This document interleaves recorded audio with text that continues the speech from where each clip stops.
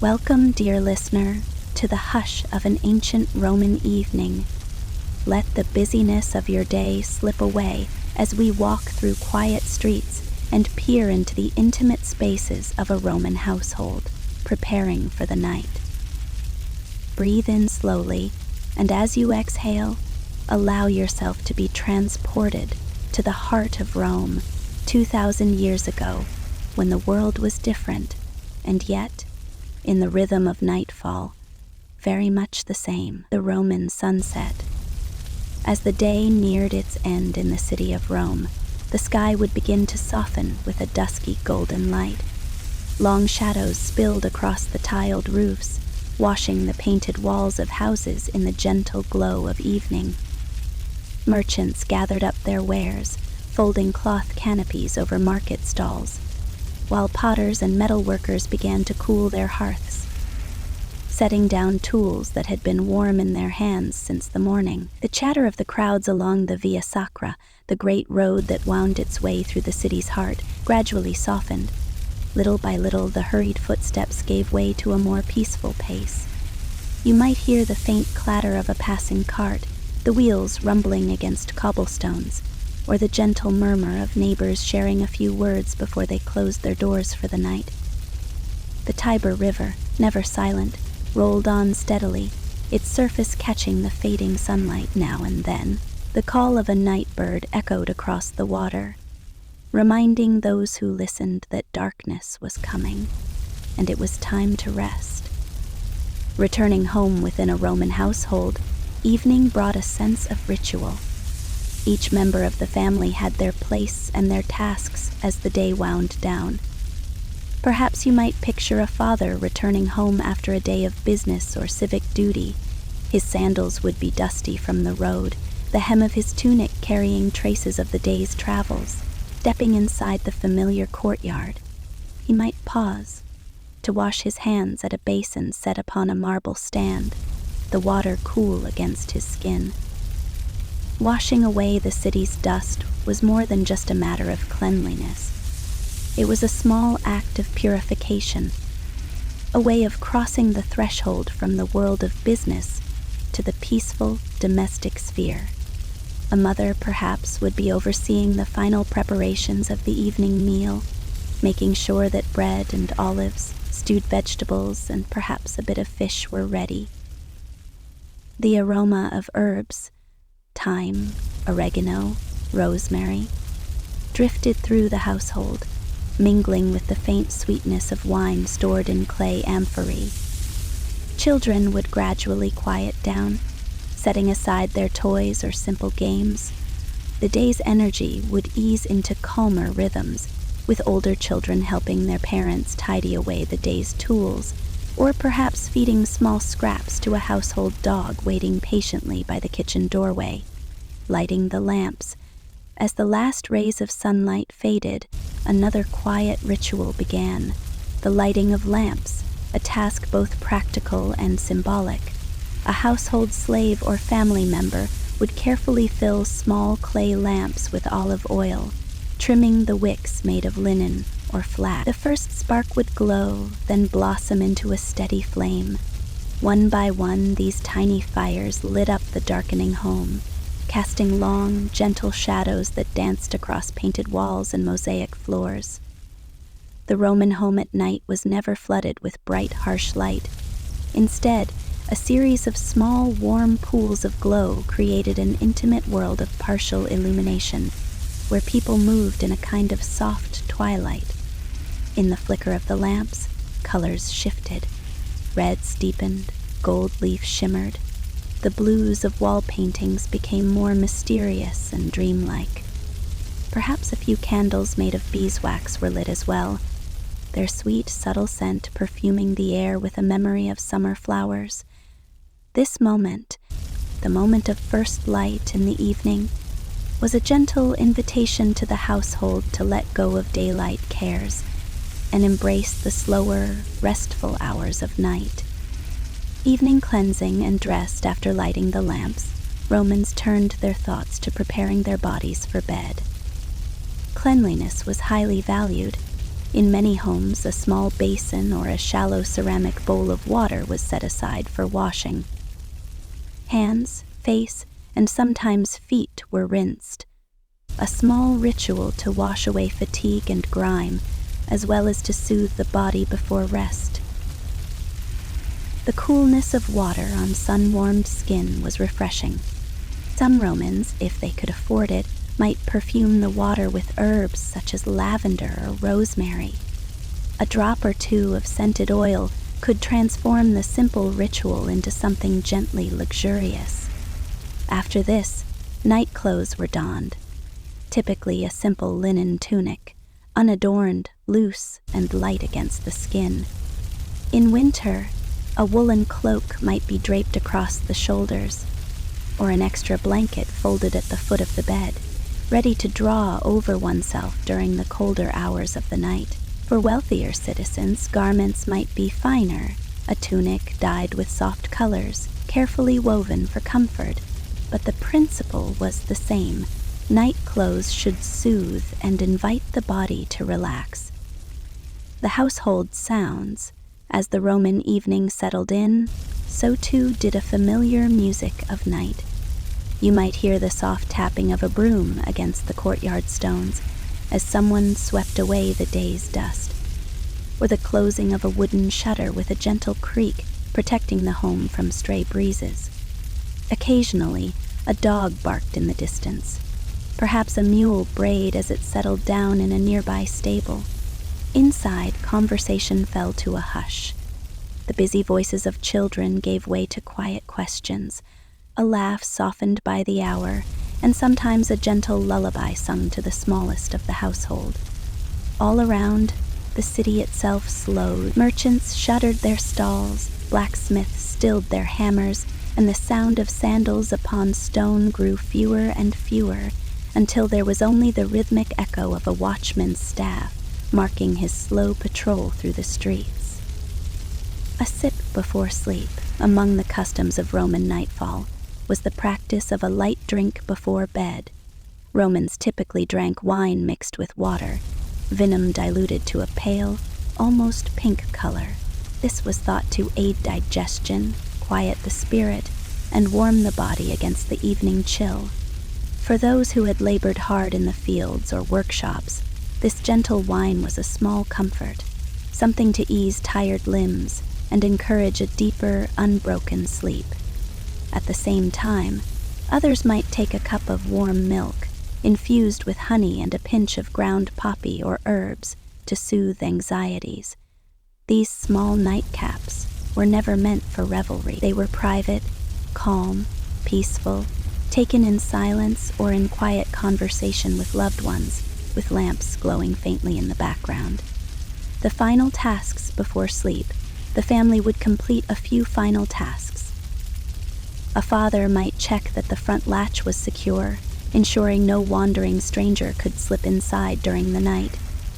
A mother might cover any leftover food, protecting it from insects or hungry mice. The household's small store of grain or olive oil was tucked away safely in clay jars, lids pressed down to keep them fresh. If there were animals, a goat or chickens, someone would make sure they were safe within their pens, their small sounds settling into the night. Children might carefully place away a favorite toy or a tablet used for lessons, so that morning would greet them with a tidy, welcoming space. Hunting birds, the final moments of wakefulness were simple, practical, and calm. They offered a sense of closure to the day, helping the mind feel at ease. The gathering of sleep, with the final tasks done, the household slowly gathered itself for rest.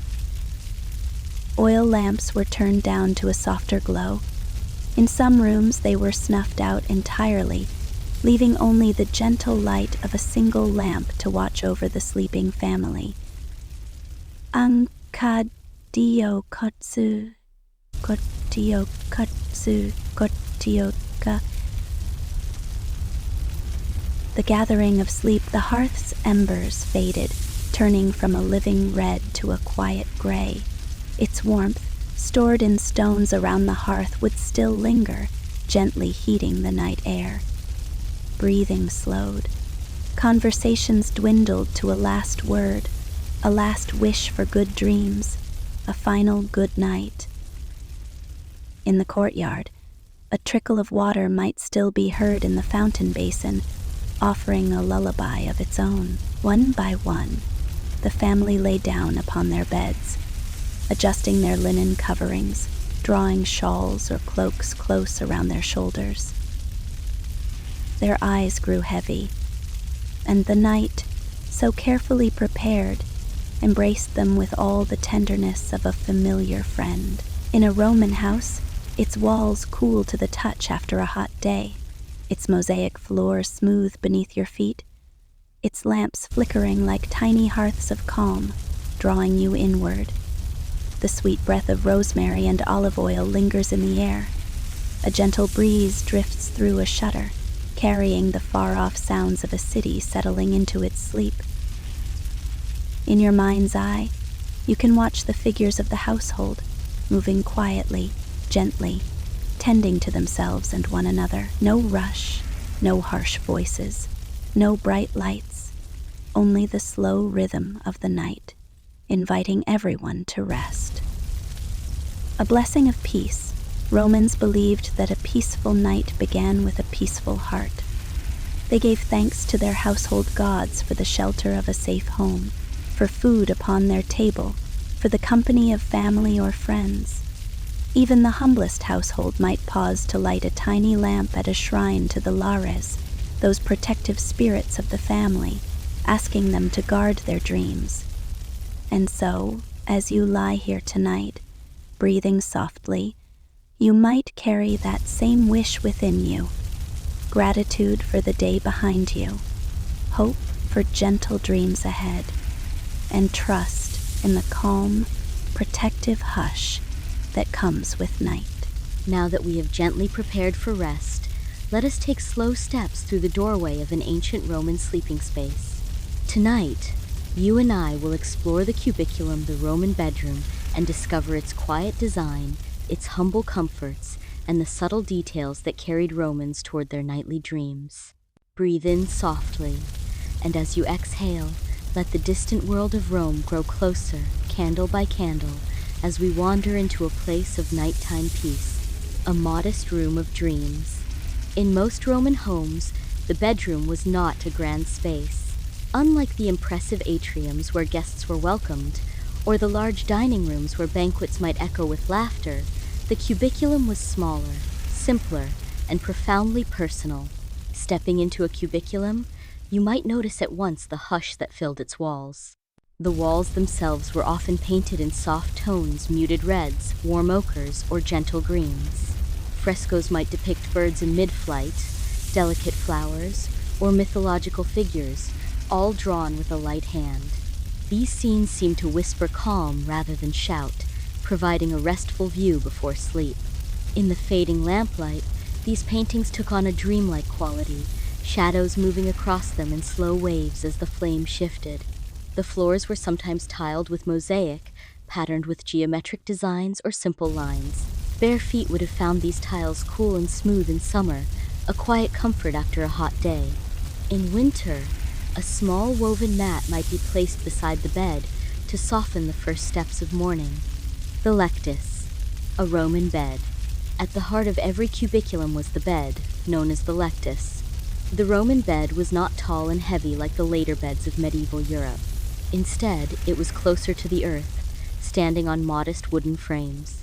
Some beds were simple benches with boards and ropes tied across for support, while wealthier households might have beds with carved frames polished to a quiet glow in the lamplight.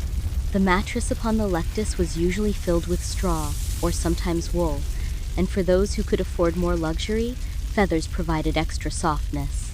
Over this, a linen sheet was spread, and on top, a blanket of wool or a thin cover woven from flax might be folded.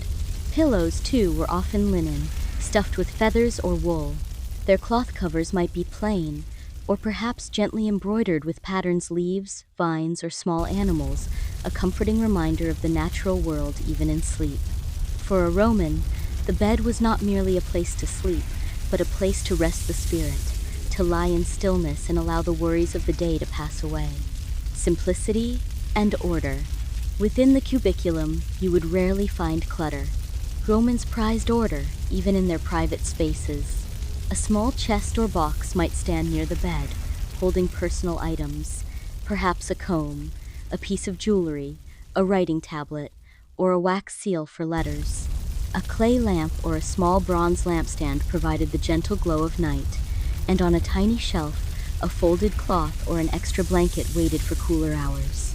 No extravagant furniture crowded the cubiculum. The room's simplicity allowed the mind to soften, to quiet itself. And so the walls, the bed, the simple lamp, all worked together like a gentle lullaby, calling the body to its night's rest. The breath of nature. Though small, the Roman bedroom was not always closed off. Many homes, especially those with an inner courtyard, designed their bedrooms to open toward that courtyard.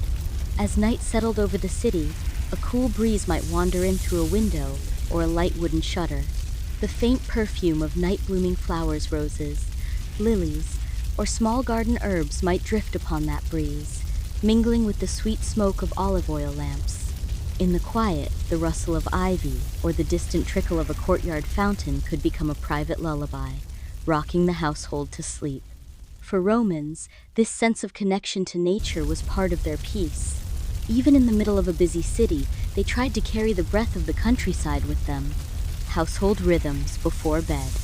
The cubiculum was sometimes visited before true sleep arrived. Children might come to say goodnight, bringing a final question or a small worry to their parents. A husband and wife might share a moment of conversation by lamplight, voices low, recounting simple events of the day, a neighbor's news, a friend's visit, a small trade made at the market. They might talk of plans for the next morning, the visit of a relative, the repairs needed in the courtyard, the errands that would soon fill the day again. Yet even in these conversations, the tones were gentle, slowed by night's embrace. In the cubiculum, voices rarely rose. Here, there was no need to impress, no public display, only the quiet murmur of familiar voices drifting off into silence. Lighting and shadow. In the stillness of the cubiculum, light took on a special character. Romans did not burn lamps brightly through the night. Instead, a small clay lamp, fed by olive oil, burned with a low flame. Its dancing glow was gentle, creating islands of light in a sea of soft darkness.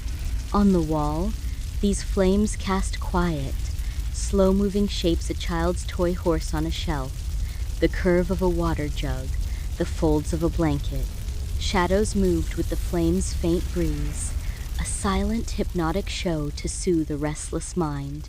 If the household was wealthier, a bronze or silver lampstand might reflect this glow, sending tiny highlights into the corners of the room. Yet still, the overall mood was one of restful dimness, a world apart from the bright, noisy hours of daylight. Layers of rest. Romans understood the value of warmth at night. Even in a Mediterranean climate, nights could grow cool, and so layers of cloth, blankets, and simple cloaks were part of sleep's comfort. In winter, extra blankets were folded near the bed. Heavy wool, sometimes woven with faint color stripes, was drawn around shoulders to chase away chill. In summer, a lighter linen cloth was enough, letting the skin breathe and cooling the body after a hot day. Households might have special blankets for children, smaller in size, carefully stored through the warmer months, and brought out only as the evenings began to grow longer and colder. All these layers were more than fabric; they were a sense of protection, a shield against the night's uncertainties, reminding the sleeper that they were safe and cared for. Small comforts. As you imagine a Roman bedroom, think of its many small comforts. A cup of water near the bed, just in case of thirst during the night. A light clay pot of herbs, such as lavender or pennyroyal, placed by the window to sweeten the air. Perhaps a small carved charm hung on the wall, a figure of Mercury or a local protective spirit meant to keep nightmares away. These quiet details worked together to build a nest of peace. Romans believed that the night belonged to dreams and to the gods who watched over sleep, so they arranged their cubiculum to be pleasing, ordered, and calm.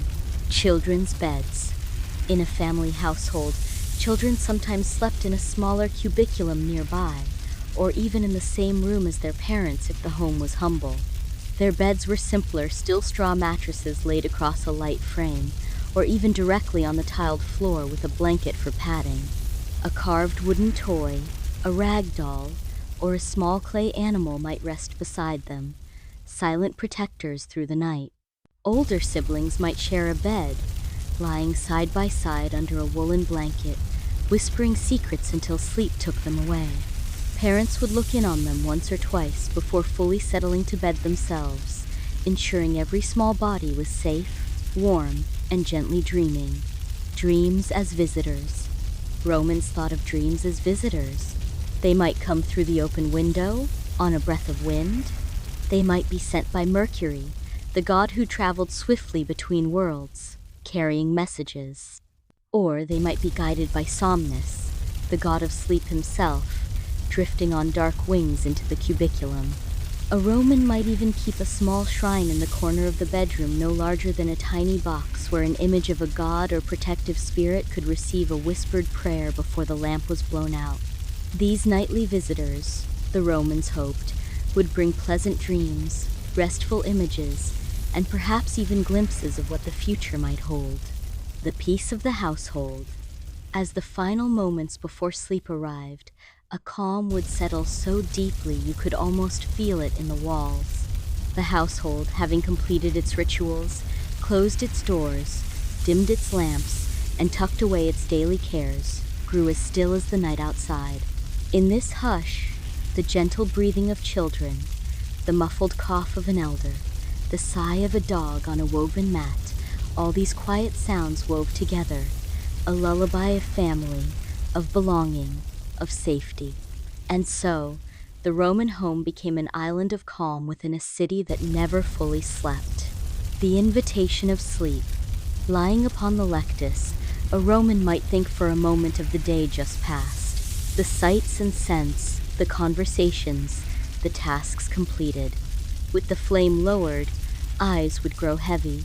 The familiar shape of the small bedroom, the gently colored walls, the scent of linen warmed by the day, all these were guides, leading the mind toward dreams.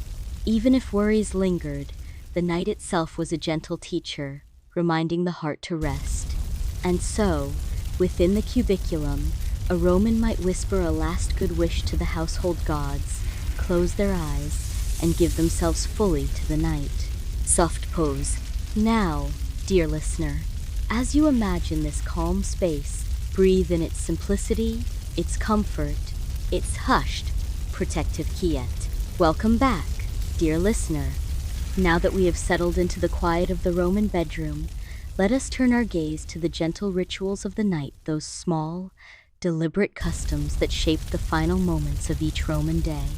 As you rest here, allow yourself to drift through these ancient patterns of calm, the slow, measured steps that helped a family cross from wakefulness into peaceful sleep. Breathe in softly, and as you exhale, imagine the flickering lamplight guiding you deeper into the night, where tradition and tenderness came together to cradle the Roman household. Honoring the household spirits. In nearly every Roman home, the evening began with a moment of quiet reverence. Long before turning to their own sleep, Romans looked to the guardians of their household. These were the lares and penates, protective spirits who watched over the family, the hearth, the food, and the safety of all who lived within the home's walls. A small shrine, known as a lararium, stood in a private corner of the house. It might be a modest wall niche painted with bright, simple colors, or a small freestanding altar built of stone. Within it stood tiny clay or bronze figures representing these household gods, sometimes joined by ancestral busts of family members long departed. As darkness settled over the city, the head of the household or another family member would approach this shrine, offering a few drops of wine, a piece of bread, or a sprinkle of incense into a tiny clay dish. The flames of a household lamp glowed softly upon these offerings, sending a comforting warmth toward the little figures. The Romans believed that this simple act of devotion strengthened the spirits who watched over them, ensuring peaceful dreams and safe rest. In that moment of stillness, a prayer might rise in a whisper. May you guard our sleep, watch over this house, and keep those I love in your gentle protection. It was not dramatic or elaborate. It was a simple ritual, repeated night after night, woven into the quiet rhythms of bedtime. Final words and blessings. After honoring the household spirits, Romans often exchanged words of blessing with one another. Parents would say a gentle bene dormias, sleep well, to their children, smoothing down tangled hair or straightening a blanket before the lamp was lowered. Between spouses, there might be a murmured wish for good rest and good dreams, a sign that no matter the day's small quarrels, the night should begin in peace. For families with elders, special care was given to make sure they had enough warmth, enough quiet, and a helping hand if they needed one. A granddaughter or grandson might gently hold an elder's hand for a moment, reassuring them that they would not be alone through the night. This nightly circle of blessings was a quiet shield against the unknown dark. It reminded each member of the family that they were watched over, cared for, and loved, even in the deepest hours of sleep. The final meal. Some Romans, especially those who worked long hours or had only a single main meal, took a light evening repast before bed. This meal was never large or elaborate. Instead, it was simple and nourishing. A piece of cheese, a handful of olives, maybe a slice of bread dipped in fragrant olive oil. If fish was available, it might be served cold with a sprinkle of herbs. They drank watered wine in small amounts, calming the body after a day of toil. Children, if still hungry, might share a bit of sweetened milk with honey, warmed over a gentle hearth flame. As they ate, voices were low. There was no loud debate, no boasting, no business talk.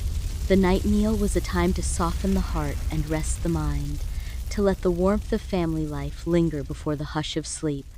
And once the food was finished, the small dishes were cleared away, wiped clean, and placed in a quiet corner of the kitchen, so the house would greet the morning tidy and in order. The cooling of the hearth. After the evening meal, one last household ritual took place, tending to the hearth. In Roman times, the hearth was more than a cooking place, it was the sacred heart of the home.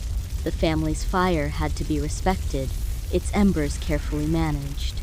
If the coals were to be left glowing overnight, they were banked with ashes to keep them alive until dawn.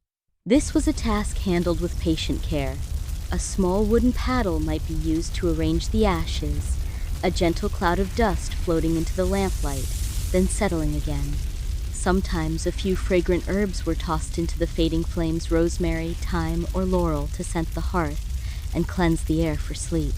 In larger homes, a household servant or a freedwoman might tend the fire, moving slowly, not wishing to disturb the peaceful night with sudden clangs or harsh movements. And then, with a final glance to ensure all was safe, the house would exhale a breath of quiet, knowing the heart of its warmth would last until morning. Preparing the body for rest. Beyond honoring spirits and caring for the hearth, Romans also cared for their own bodies in gentle, mindful ways before bed. They washed their faces and hands once more, letting the cool water rinse away any remaining dust. A bit of scented oil, perhaps infused with lavender, myrtle, or sweet marjoram, might be smoothed over the temples or wrists, a comforting ritual to ease tension. Some Romans performed gentle stretches, rolling their shoulders, rotating wrists and ankles, encouraging the day's stiffness to slip away. If a household had musicians, a soft flute melody or a few notes from a lyre might float through the evening air, helping minds calm and wander. In humbler homes, perhaps a grandmother would hum a lullaby, an old melody passed down through generations. These quiet songs were a thread connecting childhood to age, a promise that night would come and go, and morning would follow as surely as ever. The closing of the house. With the body soothed and minds made peaceful, The household began to close itself against the outside world. Wooden shutters were drawn across small windows. A latch was slipped into place upon the door. These soft noises, the click of a latch, the groan of a wooden beam, were not frightening but comforting, marking the moment when the family's private world was sealed off for the night. Household animals, too, were gathered and settled. A dog might be led to a quiet corner near the entrance, watching over the threshold. Chickens or a small goat might be checked in their pen, safe from wandering foxes or thieves. In the silence that followed, there was a sense of readiness, as if the entire house was breathing in unison, calm and prepared for dreams. Dream invocations. As sleep drew nearer, some Romans spoke small invocations to the gods of dreams. They might address Somnus, the god of sleep, who was thought to drift upon dark wings into bedrooms, laying gentle fingers upon closed eyelids. Or they might call upon the one Aroi, the personifications of dreams themselves, asking for pleasant visions and protection from nightmares. In families who believe strongly in dream omens, a final whispered wish might be made. Bring me visions of what is to come, but let them be kind. These night prayers were spoken softly, half to the gods, half to the dreaming mind within. Soothing the children. Among the most tender rituals of Roman nights was the care of children before they slept. Parents would check every child, making sure their beds were warm and safe, adjusting the linen to tuck in tiny shoulders. A clay lamp might be left burning a little longer in a child's room, offering a beacon of comfort against the dark. If a child was restless, a parent might tell a small story, perhaps a fable of animals, or a gentle tale of a heroic ancestor. These stories were rarely exciting adventures. Instead, they were simple lessons or warm memories, designed to calm rather than excite. The parent's voice, slow and quiet, would drift over the child like a soft blanket, easing fears and carrying them toward dreams. The rhythm of night. As the final words faded, the house grew quiet, like a calm sea at twilight. You might hear only the muted breath of those sleeping, the distant rush of the Tiber, or the creak of beams in the roof cooling after the day's heat. Every Roman night carried these small, patient rhythms. The gods were honored, the hearth was tended, the body was washed and scented, the house secured, the family soothed. There was no hurry. Each step followed the next in peaceful order, allowing sleep to gather softly, naturally. Night watches. In some families, a member or a trusted servant took a first watch, staying awake for an hour or two to guard against thieves, sudden fires, or other dangers. This watcher sat quietly by the entrance, perhaps with a cup of watered wine, listening to the silence. The flame of a small lamp kept them company, its gentle flicker matching the rhythm of their own steady breath. If all remained calm, they would wake the next watcher or slip away to their own bed, and the house would continue its gentle voyage through the night. Dreams. Welcome. With these careful rituals, Romans invited sleep like a welcome guest. Nothing was left to chance. The prayers, the blessings, the music, the scents, the warmth, the soft words, all were pathways to peaceful slumber. They trusted that the gods would guard them, that dreams would bring wisdom or at least comfort, and that morning would return them safely to the world of the living. A blessing of the night. So now, dear listener, as you rest in your own quiet place, let these ancient rituals travel with you. Feel their gentle rhythm, the closing of the doors, the blessing of household spirits, the hushed stories for children, the prayers to dream gods, the soft creak of the house settling. Let these images surround you, like a warm protective cloak across the centuries. May your own night be peaceful, your rest as calm as a Roman family breathing in the hush of their ancient world, and your dreams touched by the same kindness they hoped for. Sleep softly, dear friend, and when you are ready, we will continue this gentle journey together. Welcome back, dear friend.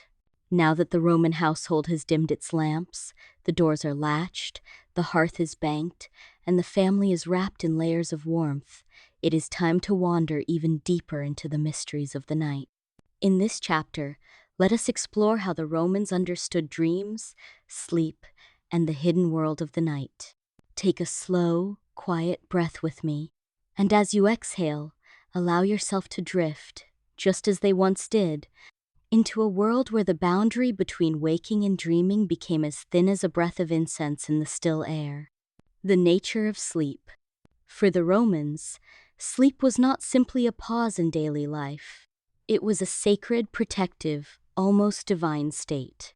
They saw sleep as a gift from Somnus, the god of sleep, a gentle presence who came on dark wings, touching the eyes of those who needed rest.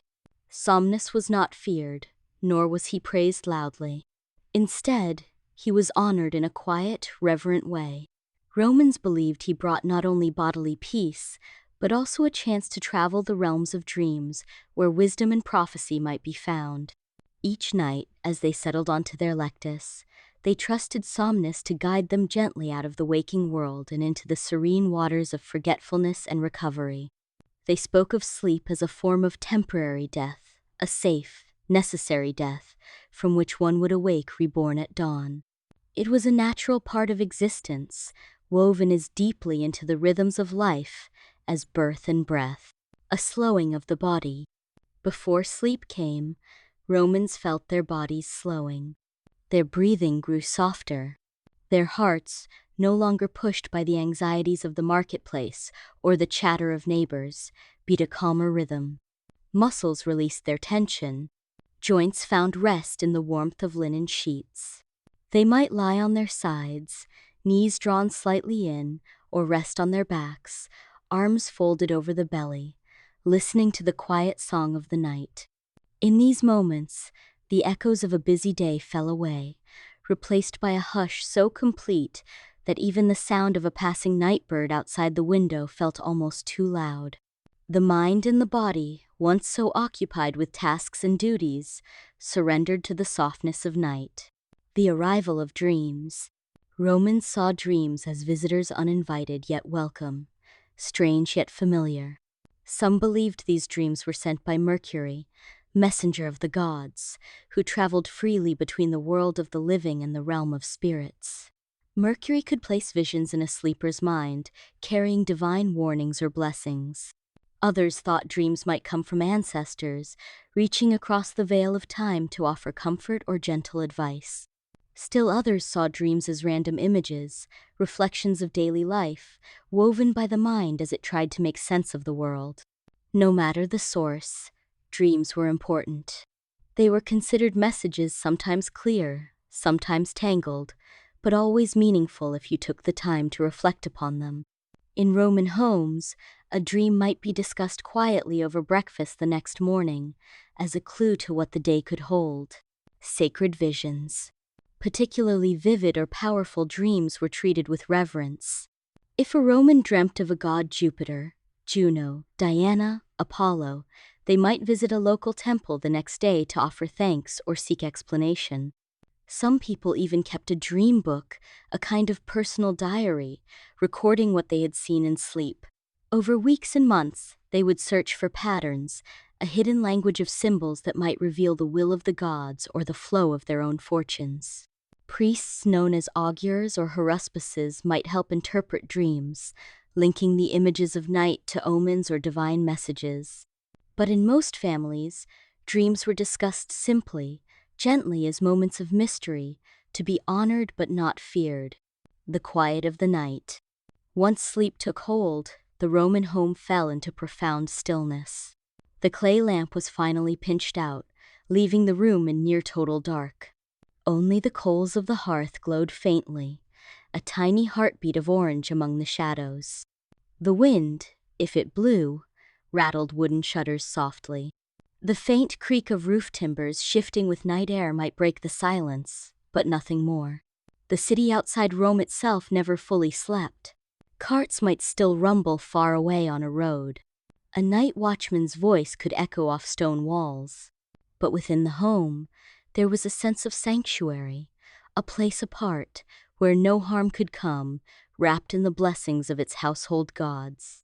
Here, dreams could unfold in their own unhurried time, uninterrupted, safe.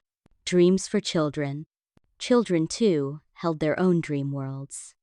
They might dream of pet animals, of the taste of honey, of festival days with colored banners and laughter. A child's dream could be simple, a story of running across a sunny field, or more strange, full of shifting shapes, unfamiliar people, or imagined monsters. Parents reassured children that dreams could not harm them. They spoke gently if a child woke afraid, reminding them that dreams were only shadows of the mind, carried in the night like drifting feathers. If nightmares persisted, parents sometimes hung small protective charms on the child's bed or placed sprigs of rosemary under the pillow, believing these would keep nightmares away. Such small gestures brought comfort, a sense that even the dark could be tamed with love. Interpreting the messages, Romans gave thoughtful attention to dreams, but they did not always believe every dream was a prophecy. If a dream repeated itself, or if it felt powerful, they would talk about it the next morning, sometimes even consulting a neighbor or a priest. Was the dream a true message? Or only the echo of the day's events, repeating in the mind? They balanced belief with reason, never dismissing a dream too quickly, but also not letting it rule their lives in fear. This careful, gentle curiosity toward dreams was part of their culture's wisdom. Symbols of dreams. Romans had a symbolic language around dreams, which they shared from generation to generation. For example, dreaming of wheat meant abundance was coming. Seeing a full moon in a dream might mean protection and safety. Dreaming of scales could mean a matter of justice or fairness would soon appear. Dreaming of a grand temple meant a chance to make peace with the gods. Dreaming of a dove meant reconciliation and love. These simple images offered guidance and reassurance, woven into the gentle fabric of Roman nightly life. Blessings of the dream gods. Before sleeping, some families made quiet offerings to Somnus, god of sleep, and to the Wanaroi, the spirits of dreams. A pinch of flour, a drop of wine, or a fresh sprig of herbs would be laid upon a tiny household altar. The prayer was soft and short. Grant us good dreams. Shelter us through the night. Let morning find us whole. No grand ritual was needed. Even these small acts gave peace to the mind, letting sleep arrive without fear. Waking in the Roman way, Romans did not leap from their beds. Instead, they awoke as though emerging from a calm sea. They stretched their limbs in the linen sheets, taking time to notice their bodies, the softness of the bedding, the warmth still left by sleep. Some would yawn deeply, letting the stale night air leave their lungs, and then draw in the crisp breath of morning. They might turn to a loved one, gently checking that they too had slept safely through the night. Parents looked to their children, smoothing their hair or drawing up a blanket if a small foot had kicked it away. And slowly, mindfully, the Roman household began to rise. A ritual of thanks. Before stepping into the day, many Romans paused in a moment of gratitude. They might whisper a blessing to the Lares and Penates, the household spirits who had guarded their sleep. In a soft voice, they offered thanks. Bless you for the night's safety, for dreams unbroken, for the gift of another day. A simple ritual, never rushed, never elaborate, but deeply felt. They understood that each dawn was a precious thing, as fragile and as hopeful as a child's first smile, washing away the night. Next, the Romans would wash. A basin of cool water, brought from a nearby cistern or drawn from a clay jug, was placed on a low stand. They would wash their faces, their hands, sometimes their feet, to remove the residue of night. Children might playfully splash one another, giggling, while parents reminded them to mind the precious water. A servant, if the family could afford one, might help pour the water slowly, letting it run over their master's fingers in a soothing stream. The chill of morning water was a refreshing jolt, clearing the final shadows of dreams from waking minds. The first light in the house. As the family washed, another member would tend to the lamps. If a flame had been left burning through the night, it was gently pinched out. New lamps, fueled with fresh olive oil, might be lit if the dawn was still dim, their golden glow dancing across terracotta walls. In wealthier homes, painted frescoes would catch this faint light, their colors blooming softly into view blues, ochres, greens, coming alive again after the hush of night. The hearth would be checked, coals stirred back to life so the family could warm bread or heat water for the coming meal. Slowly, the home woke alongside its people. Sounds of a waking city. Beyond the walls of the house, the city of Rome itself began to rouse. You might hear the steady clip-clop of a donkey pulling a cart of fresh vegetables toward the market, a potter setting up his stall in the forum, arranging rows of gleaming new wares. The splash of water from a public fountain, as neighbors came to fill clay jugs for the day. Voices called softly and greeting a baker sharing a quiet word with the milk seller, a child chasing a stray dog, laughter echoing through narrow alleys. The city's heartbeat, so loud by midday, started here, in a low, gentle murmur, growing with each moment of sunlight. Preparing the morning meal. Within the house, the first meal was modest. Romans often ate simply at dawn, bread baked the previous day, dipped in a little wine or olive oil, sometimes cheese or fresh fruit figs, if they were in season, or sweet apples. Children might be given warm milk flavored with honey, a comforting treat to begin the day. It was not a feast, but a quiet moment to gather strength. As the family ate, they talked in low tones, sharing dreams remembered, plans for the morning, blessings for the tasks ahead, clothing, and daily preparation. After eating, Romans dressed. Men tied their tunics carefully, adjusting the belt at the waist. Women wrapped their stolas and pallas, smoothing folds with practiced, graceful hands. Children were helped with their simpler tunics, checked for wear or tear from the previous day's games. Sandals were pulled on, leather straps looped and fastened. If a family had business outside the home, they gathered tools, baskets, letters, all the humble cargo of daily life. They made sure to leave the house in good order, beds neatly arranged, hearth carefully banked, doors secured behind them. Offerings to the day. Before stepping into the busy streets, many Romans paused at the household shrine. A fresh offering, a pinch of flour, a crumb of bread, a drop of wine was given to the lares and penates to bless the family's activities. Sometimes a prayer was spoken. Guide our steps, protect our work, return us home safely with the setting sun. These words, soft and simple, helped shape the mood for the entire day. Children in school. For Roman children, dawn marked the beginning of lessons. They might go with a parent or a tutor to a small school nearby. There, in the growing morning light, they recited letters and numbers, learning to read from wax tablets, copying careful lines. Some children memorized verses of poetry or studied the lives of famous Romans. Their voices, uncertain but eager, carried into the courtyards and alleys, a hopeful song of the next generation growing wise. The city fully wakes. As the sun climbed higher, Rome itself opened like a flower to the day. Shutters swung wide, letting sunlight flood in.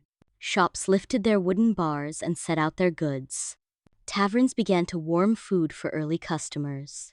Temples opened their doors, priests stepping out into the marble porticos to greet worshippers. By mid-morning, the city would be bustling once more, but in these first hours there was a gentle, measured pace. It was a reminder that even Rome, in all its greatness, began each day with a moment of calm. A blessing of the dawn. Romans cherished the dawn as a promise of second chances, of fresh opportunities, of forgiveness. If the day before had been harsh, in this quiet hour the family drew close. They remembered what bound them together: love, respect, gratitude. In these first minutes of a new day, they made silent vows to be kinder, to work hard, to stand strong. Lingering echoes of dreams. As the family stepped out into the morning, dreams lingered like faint perfume. A child might still think of a dog from a dream, running in a green field. A parent might carry an image of a lost loved one who visited them in the night. These memories were not heavy. They were gentle, a comforting echo of the mysterious world they had left behind in sleep. The flow of time. For the Romans, dawn was not the end of night, but the graceful turning of a wheel. Day followed night, as night would follow day. They accepted this rhythm, trusted it, and found peace in its constancy. As they moved into their tasks, baking, trading, studying, crafting, praying, they carried with them a calmness born from the slow, careful rituals of both the night and the morning. The cycle renewed. As you listen now, imagine the Roman city fully awake. The light climbing higher, the sounds of the forum swelling, children laughing, merchants calling, dogs barking, all of it built upon the steady, peaceful transition from darkness to light. This cycle repeated itself endlessly from sunrise to sunset, from sunset to sunrise, as reliable as the tides. And within that cycle, Romans found a sense of belonging, a comfort that their lives were woven into something larger, something steady and true, a gentle farewell. So, dear friend, we have reached the edge of our journey through a Roman night. From the hush of dusk to the rituals of the bedroom, through the quiet power of dreams, and now to the calm glow of morning, you have walked with the ancient Romans, step by gentle step. May you carry this peaceful rhythm into your own day, or into your own dreams if you still rest. As the Romans rose each morning with thanks, so may you rise with gratitude for the gift of life, for the hope of a new day, and for the calm knowledge that night will always return to cradle you again. Sleep softly, dear listener. If you still drift between wakefulness and rest, and if you are waking, may your day be bright, steady, and touched by the same quiet blessings the Romans knew so long ago. Welcome back, dear friend. You have now walked with us through the hush of a Roman night, from dusk to dawn, step by unhurried step. Yet as the day begins and the night's calm drifts away, there is still a final moment to pause and reflect. This chapter is an invitation to look back, to let the lessons of the Roman night settle gently upon your mind, to see how they might carry forward into your own evenings, your own dreams, your own quiet hours. Breathe deeply with me now, letting your thoughts rest, as we explore what remains behind when the lamps have been snuffed, the dawn has arrived, and another Roman day begins. The rhythm of night and day. The ancient Romans, across their centuries of history, learned to trust the rhythm of the night as much as the busy rush of the day. They respected the transition from light to darkness, and from darkness back to light in a way that feels so peaceful to remember. Each night, as they banked the hearth and offered blessings to the household gods, they were reaffirming a simple truth, that life is a cycle. Night is not a loss of time, but a restoration. Sleep is not a weakness, but a strength. Dreams are not confusion, but a kind of wisdom. By honoring these truths, they made peace with their own humanity, a space for reflection. For many Romans, the night was the only time to truly reflect. The day was two full voices calling, hammers pounding, coins changing hands, the endless swirl of politics and trade. But night belonged to the spirit. In the hush of a dimly lit bedroom, they could look inward. They could remember the faces of their ancestors. They could measure their own actions, their words, their choices. They could forgive themselves or vow to do better in the coming dawn. This habit of evening reflection was a kind of gentle self-care, a pause to reconnect with values, with family, with the small kindnesses that held their lives together. The family bond. A Roman night was not just about the individual, it was also about community, about family. Fathers, mothers, grandparents, children, they shared the same space, heard the same sounds, passed the same oil lamps between them. A child fell asleep to the murmur of a parent's voice. A grandmother listened for the quiet breathing of her grandchildren. A father checked the latch on the door to protect everyone inside. This sense of shared night was powerful. It reminded each person that they were not alone, not in their worries, not in their hopes, and not even in their dreams. The house as sanctuary. Romans viewed their homes as a true refuge. At night, the house took on the role of fortress, not of harsh stone, but of comfort and care. Within its walls, surrounded by painted images, pottery lamps, and the sense of cooking fires, they felt protected. The night might hold unknowns, yet the home was a shield against them. They trusted the spirits of their hearth to stand guard. They trusted their own simple rituals to preserve peace. So as they lay down, they knew that no matter what waited in the darkness, they were safe in the embrace of their walls. The gentle power of ritual. You may have noticed, dear listener, how often ritual appeared in these Roman nights. Simple gestuures, a pinch of flour, a lamp lit with care, a bed made neatly, a whispered prayer. These were not grand ceremonies, but quiet repetitions. Through them, Romans created stability. They calmed their hearts. They gave shape to the night. There is something deeply reassuring about these habits, something that crosses centuries and still comforts us today. Echoes of dreams. Even in the bright hours of the day, Romans carried their dreams with them. A dream of a loved one lost. A dream of a message from Mercury or from their ancestors. A dream of peace, of harvest, of children growing strong. Dreams were woven into their conversations, their stories, their sense of what was possible. It is gentle to think that thousands of years ago, a person just like you might have stepped from a soft linen bed, carrying a dream so vivid it still shimmered as the sun rose. That spark of imagination, that bridge between night and day, is part of what made them human, just as it makes you human now. Night watch and safety. We spoke of the night watch before, how the Romans set guards or had a member of the household stay alert through the deepest hours. This practice was not simply for safety from thieves or fire. It was a sign of love. Someone remained awake to protect the sleep of others. Imagine the quiet courage in that role, sitting by a dying lamp flame, listening to the peaceful breathing of your family and promising yourself, "Nothing shall harm them while I stand guard." There is a beauty in that vow, an unspoken tenderness that deserves to be remembered. The meaning of rest.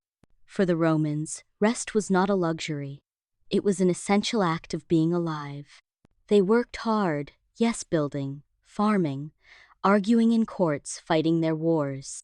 But they also honored the deep, still hours when the mind and the body could recover. The night was their gift to themselves, and they took it gently, without guilt, trusting that in rest they would find the strength to rise again.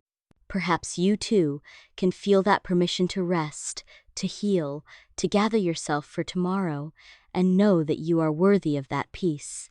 The continuity of night. Every night in Rome, for generation after generation, was a continuation of this quiet tradition. A child learned from parents how to bank the fire, how to light a lamp, how to offer a small prayer.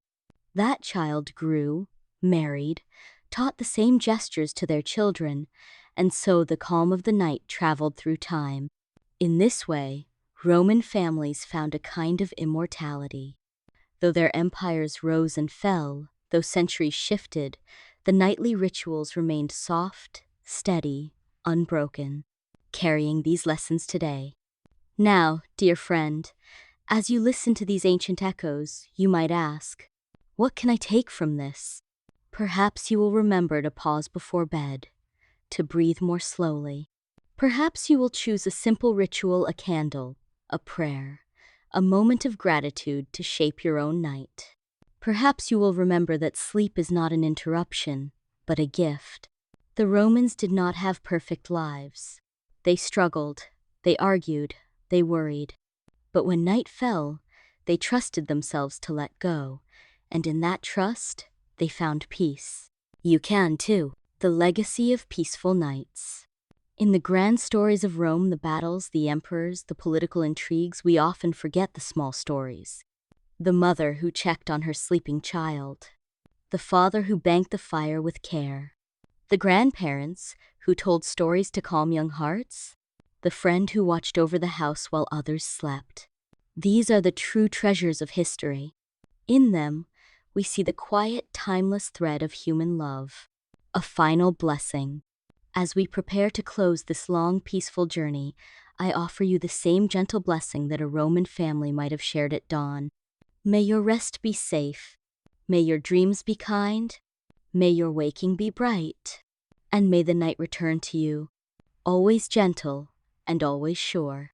Wherever you are now, dear friend, may you hold the calm of the Roman night within you, a night of warm lamplight, soft linen, family voices, protective spirits, and dreams that carry you forward with hope. As the Romans did, you too can trust the turning of the sun, the coming of the stars, the rising of the dawn, again and again, until the end of all days. Sleep well, or wake well, and remember that peace, as the Romans knew, is always waiting to embrace you in the quiet hours of the night. Welcome, dear friend, to the final chapter of our journey. You have traveled with me through the stillness of a Roman night, through their rituals, their dreams, their dawn, and their reflections. Now, as we draw the curtain upon this peaceful tale, let us look beyond Rome itself to the ripples left behind by these ancient habits, the echoes that carry forward even to us, centuries and centuries later. Breathe with me, softly and patiently. Settle your thoughts, as the Romans did, in the hush of their quiet homes, and allow yourself to wonder at how something so small, a lamp, a prayer, a bedtime blessing, can endure through the long corridors of history. The timelessness of night. Night has always been a mirror. No matter the age, no matter the culture, when the sun disappears, the world is invited to pause.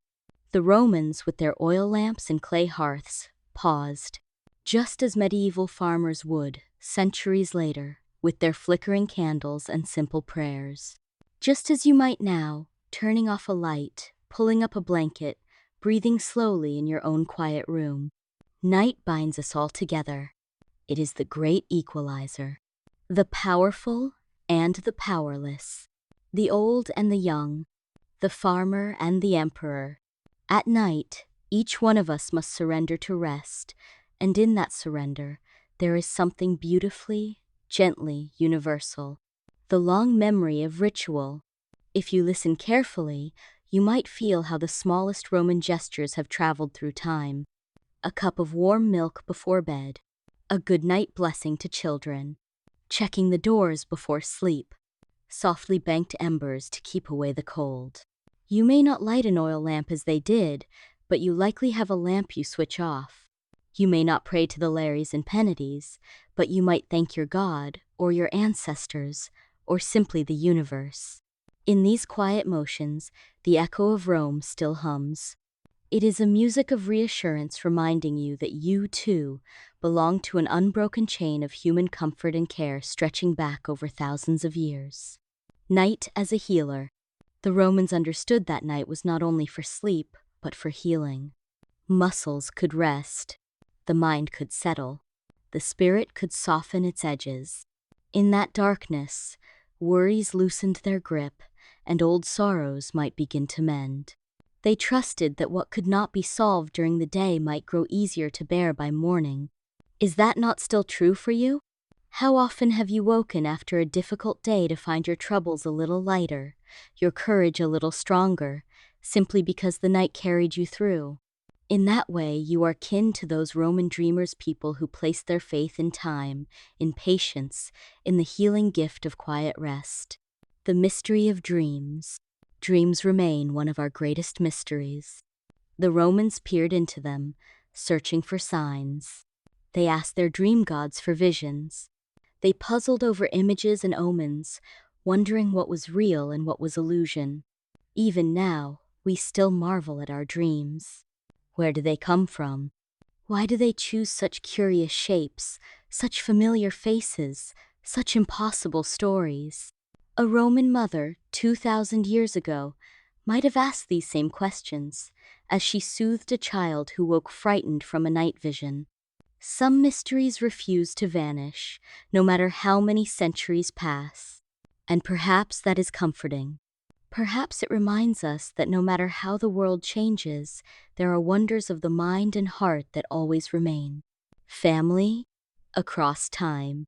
In every chapter of this story, you have heard how the Roman family gathered together, protected one another, and shared the night.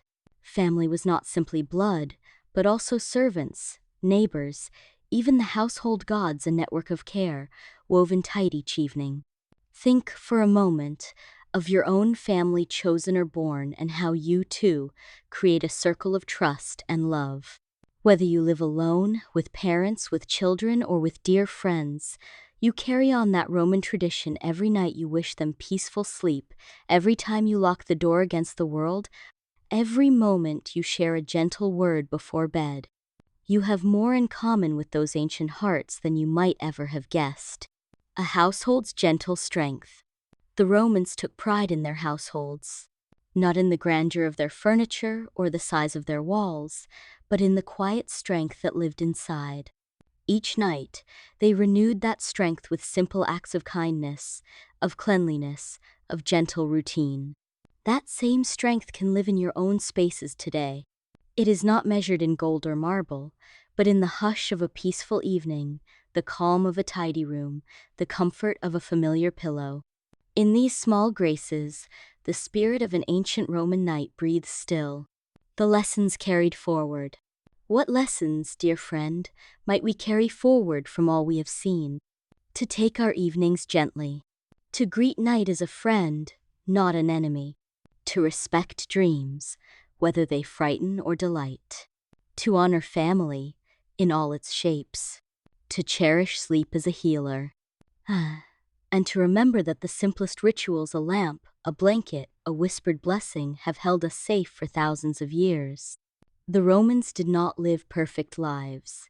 They feared, they fought, they failed. But each night, they returned to peace. And that, more than any monument of marble or bronze, is their greatest legacy. A universal night. Imagine, for a moment, the many millions of people across the world tonight who will pull a blanket around their shoulders, close their eyes, and slip into sleep.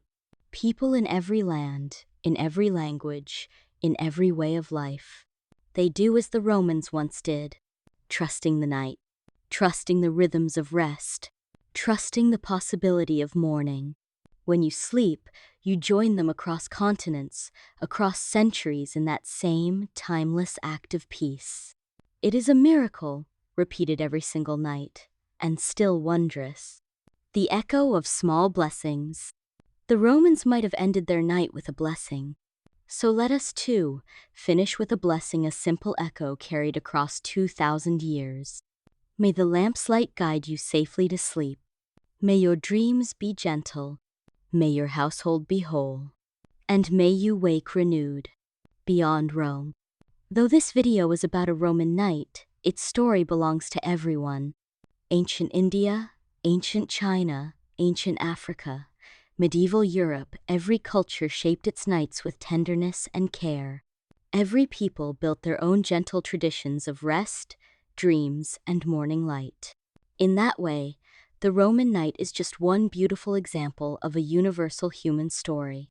The story of how we survive each day and surrender each night to a power greater than ourselves. The deep, healing silence of sleep. Our shared humanity. And so, dear listener, as you rest or rise, let this final chapter remind you of our shared humanity. You are not alone. You never have been. All through history, all across the world, people have wished one another good night, just as I wish you good night now. The dreams you carry, the worries you set aside, the breath you take in the dark. These are threads that link you to countless others, past and present. That connection is precious, and it is yours to keep. A final gentle farewell. Breathe once more with me, dear friend. Let the rhythm of night fill you, as it filled the Romans, as it fills every sleeping soul tonight. May you find rest. May you find comfort. May you find a quiet joy in knowing that night has always been a place of safety, of renewal, of dreams, of peace. Thank you for sharing this journey through a Roman night. You have traveled far with me, through the hush of Rome's ancient evenings, through the deep embrace of its night, through the golden light of its dawn, and through the lullabies that sang its people into dreams. As we bring this long, peaceful story to its final rest, let us lift our gaze even higher, beyond the tiled roofs and lamplit streets, to reflect on something larger, the great cycle of night and day, woven through every culture, every land, every moment of human time. What lies beyond the Roman night? Let us drift slowly through this final chapter, allowing our minds to expand, resting gently on the calm rhythms of history itself. Night as a universal language. Across the world, night speaks a language everyone understands. No matter the empire or the village, the century or the technology, night means pause, breathe, let go. It is a language older than words, older than any Roman marble, older than the roads that crossed continents. Night says to every creature, whether it sleeps in a palace or a stable, rest now. You are safe. Tomorrow can wait. That language is so deeply human that even the fiercest generals or the busiest merchants surrendered to it, in Rome and everywhere else. It is a language you know too, though you may forget, in the noise of day. Night reminds you of its meaning each time you close your eyes. Echoes of other nights. Let your mind wander with me, beyond Rome. Imagine the hush of a Japanese village in the Edo era, where paper lanterns glowed softly in wooden homes. Or the silence of a medieval monastery, monks sleeping in rows, a single candle keeping vigil. Or a mud brick house in ancient Mesopotamia, where a mother hummed to her child under the stars of the same night sky. Though the walls and languages changed, the night itself stayed the same, patient, kind, eternal. In these far-off places, people also honored sleep, prayed for dreams, lit humble lamps, shared gentle lullabies. They, too, knew night as a healer, a comforter, a guardian. The night sky is witness. Above all these different worlds, the night sky has been the faithful witness. The same moon that glowed over the Roman Forum shone over China's Silk Roads. The same stars that watched a Roman farmer home from the fields looked down on a Maya astronomer measuring time. The same constellations guided Polynesian sailors across the wide Pacific and Roman traders through the Mediterranean. Those stars have seen every cradle, every lamp, every dream. They have seen people laugh in the evening light, weep quietly in the hours before dawn, pray for loved ones far away, whisper hopes that no one else would ever hear. The stars hold all of it, gently, without judgment. They remind us that we are small but also part of something far greater than ourselves. A tapestry of rest. The idea of night as rest is so ancient that it seems to live in the human body itself. Our hearts slow, our minds soften, our breathing grows gentle. Every night, for tens of thousands of years, people have entered that same peaceful state. Like threads woven into an enormous tapestry, every sleeper adds to the pattern. A Roman girl dozing by the hearth. A medieval shepherd wrapped in a wool cloak. A 19th century worker exhausted after a factory shift. A modern student falling asleep to a soft voice in their headphones. Each one is part of the same design, a human story made of countless nights, stitched together by the need to rest and dream. Sacred darkness. Though we often fear the dark, there is a sacred beauty in it.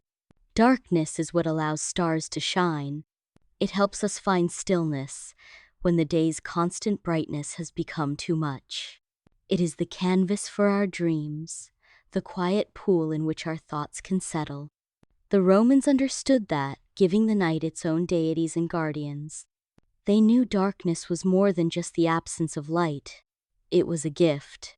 Even today, if you step outside on a clear night and look up, you may feel a hush descend within you. That hush is an echo of Rome's night, and all nights before and after. It asks you to trust, to let the world go quiet, to allow your heart to soften. Their dreams, like yours, were made of hopes, regrets, longings, memories, the threads of a human heart, weaving stories while the body slept. It is moving to know these secret dreams once filled the quiet Roman night, just as yours fill the quiet of your room tonight. The night and the cosmos. The Romans, like many ancient peoples, felt small before the cosmos. Standing under the night sky, they were reminded of how vast the universe was and how precious their own short lives. They saw constellations as stories painted in the heavens. Orion hunting, Venus shining, Jupiter keeping watch. They saw the Milky Way as a path of light, a river for the gods. And so they found humility in the night, a peaceful humility that calmed pride and reminded them, I am part of something far greater. Even now, looking up at the stars, you might feel that same stillness, that sense that you are a single note in a great eternal song. The gift of renewal. Night gave the Romans more than rest, it gave them renewal. In the quiet hours, the body healed itself. Wounds closed, muscles mended, worries loosened. In the dark, life renewed itself for one more day. They rose with dawn refreshed, stronger, ready to build, to teach, to trade, to laugh. This gift remains unchanged. Your night, too, is a place of healing. No matter how troubled the day, night will come, and with it a chance to begin again. The beauty of stillness. The Romans honored stillness. They believed that quiet was valuable, that a home at peace was a blessing worth protecting. Stillness gave them space to listen to their own thoughts, to each other, to the breathing of children in the night. In stillness, they heard answers they could not hear in the rush of daylight. And in stillness, they rediscovered their gratitude. We too can reclaim that beauty. Even a single quiet moment sitting by a window, listening to the night air, letting the mind rest can be a balm for the spirit. Night's gentle teachers. Through all these chapters, night has been our teacher. It has shown us patience, courage, humility, gratitude, and trust. It has taught us to release what cannot be solved today, to find peace in darkness, not fear, to care for ourselves and those we love. It has reminded us that peace is not an accident. It is a practice, a series of small, mindful steps repeated each evening until they become part of who we are. A farewell to the Roman night. And so, dear friend, we say goodbye to the Roman night, to its glowing lamps, its soft linen beds, its household gods, its quiet dreams. We leave behind its echoes, but we carry forward its lessons.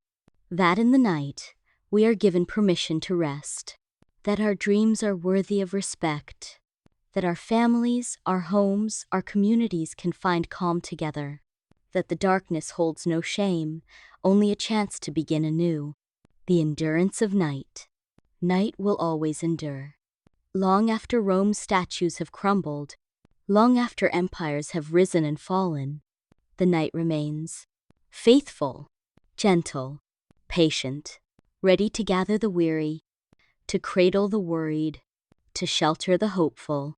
As the Romans laid down their heads, so shall we, trusting night to hold us in its ancient, unbroken embrace. A gentle closing blessing. Let me leave you, dear listener, with one final blessing, in the spirit of the Roman household. May the night guard you with quiet strength. May your dreams be kind and full of grace. May you wake renewed and walk gently into the day, carrying the calm of the night within your heart. A moment to breathe. Breathe in slowly. Hold. Breathe out gently. Feel the hush of centuries behind you. Feel the presence of millions of peaceful nights across time. Feel the safety of your own room, right now. Let all of that gather around you, like a blanket of stars. Farewell. Thank you for joining me through these hours of quiet storytelling. As you close your eyes, or as you move on to the coming day, remember, night will always return to hold you. Dreams will always come to visit, and the peace you build within your own evening rituals can echo through time, just as the Romans' peace echoes still. Rest well, dear friend. Walk gently, and carry the night with you wherever you go. We have walked together through the hush of a Roman night, through the comforting rituals of their homes, through their dreams and quiet blessings. Now, as dawn returns to Rome, let us rise slowly with them, exploring how the ancient city greeted the coming day, and how even the act of waking could be an art, a peaceful renewal, a quiet triumph over the shadows of night. As you listen, allow your breath to stay calm. There is no hurry. There is only the slow, unfolding light of morning, finding its way through shuttered windows and softly stirring the city back to life. The first light. In ancient Rome, dawn was never sudden. It began as the faintest silver upon the eastern hills. The birds, silent through the darkness, slowly found their voices in the hedges and trees. Dogs shifted on their leashes. Servants stirred inside their sleeping spaces. Within the homes, the first to rise would be the slaves assigned to morning duties, carrying kindling, stirring embers back to flame, gently preparing hot water and bread. In wealthier villas, the steward might unlock the outer gate, letting fresh air and pale light slip inside the atrium. It was a moment of profound calm, when night had not fully departed, and day had not yet fully arrived. In that quiet space between, the world felt newly born. Waking the household. After the steward or early rising servant made their rounds, the household would begin to wake. Children might rub their eyes, hearing the morning sounds of roosters and far-off carts. A mother would check on the smallest children, smoothing their hair, easing them up from the linen bedding. In a merchant's home, the master might begin planning the day's affairs even before standing, reviewing trade accounts or reciting a quiet prayer to Mercury, patron of merchants. In a soldier's house, a father might pause, sitting on the edge of his bed, remembering his comrades, saying a word of gratitude for being home and safe another night. There was no alarm clock, only the gradual brightening of day and the gentle rhythm of human voices, utensils clinking, and water being poured. The morning rituals. Romans believed the morning required its own rituals, just as the night did. A splash of water over the face, drawn from a terracotta pitcher. A modest offering to the household gods, thanking them for safe passage through the night. Sometimes a blessing to protect the day's labors, whispered near the household shrine. For children, there might be a simple breakfast bread dipped in milk or honey, something soft to wake a sleepy body. For adults, bread with cheese or olives, perhaps a little wine diluted with water, something practical to carry them through the coming hours. There was no rush. The Romans respected the slowness of morning, letting the body rise with the same measured pace as the sun. The sounds of a Roman dawn. As the day advanced, the city itself began to awaken. Outside, you would hear the creak of wagon wheels on stone as traders brought goods from the countryside. You might hear the chatter of women headed to the fountains to fetch water, the soft splash of buckets in the public basins. Dogs barked, Sparrows fluttered near bakery stalls, and the smoke of ovens scented the air with warm grain. Little by little, the hush of night gave way to the living, breathing pulse of a Roman morning. But even then, there was a gentleness in it. Romans did not leap to frantic tasks. They stepped into daylight as if greeting an old friend. They believed in a measured pace, allowing their minds to settle before being swept up in the city's demands. The early streets. If you stepped outside at first light, the streets would still belong to shadows. Vendors might be arranging their baskets, setting out onions and herbs, while a neighbor swept the steps before her doorway. A donkey brayed from a nearby stable. Some men carried tools to workshops, greeting each other in voices still soft from sleep. Children, barefoot and blinking, might follow their mothers to the bakery, hoping for a warm roll or a taste of sweet honey bread. There was a tender beauty in these morning streets, the way even marble statues looked gentle under the early sky, the way arches and columns seemed softened by the slanted sun. And high above, birds soared between the tiled rooftops, carrying the day's first songs into the air. The hearth rekindled. Inside Roman homes, the hearth was reborn each morning. The embers left from the night would be gently coaxed back to flame. A pot of water warmed for washing. Small pots for stewing might be arranged, and the first hints of herbs added to flavor the coming meal. Fire was precious, its protection, its light, its warmth. Tending the hearth at dawn was an act of respect for the household's future. It was a message of continuity, a promise that just as night was survived, so too would the day be carried through with care. The blessing of the household gods. The lares and penates, those small guardian spirits of Roman homes, received their share of morning devotion. A pinch of salt, or a drizzle of wine, a fragment of bread, a whispered word of gratitude. These small tokens were believed to keep the home in harmony, to protect from misfortune, to encourage peace among those who lived within its walls. And so the Romans began their day not in haste, but in mindful gratitude, aware of the blessings that had allowed them to see another sunrise. Stepping into the day, once breakfast was done, once the morning prayers were finished, Romans moved out into their lives. The forum would fill with voices. Workshops would buzz with hammer and saw. Children would learn their letters or practice reciting poetry. Women would head to the markets, comparing the best lentils and spices. But under it all, a deep calm still lingered, the calm of a household that had woken gently, without fear, carrying the blessings of a restful night forward into the sunlit hours. That calm was like a secret strength. It gave each Roman the courage to meet the day, to face its triumphs or troubles, knowing that the night would come again, bringing peace once more. The meaning of awakening. For the Romans, awakening was not merely a physical act. It was spiritual.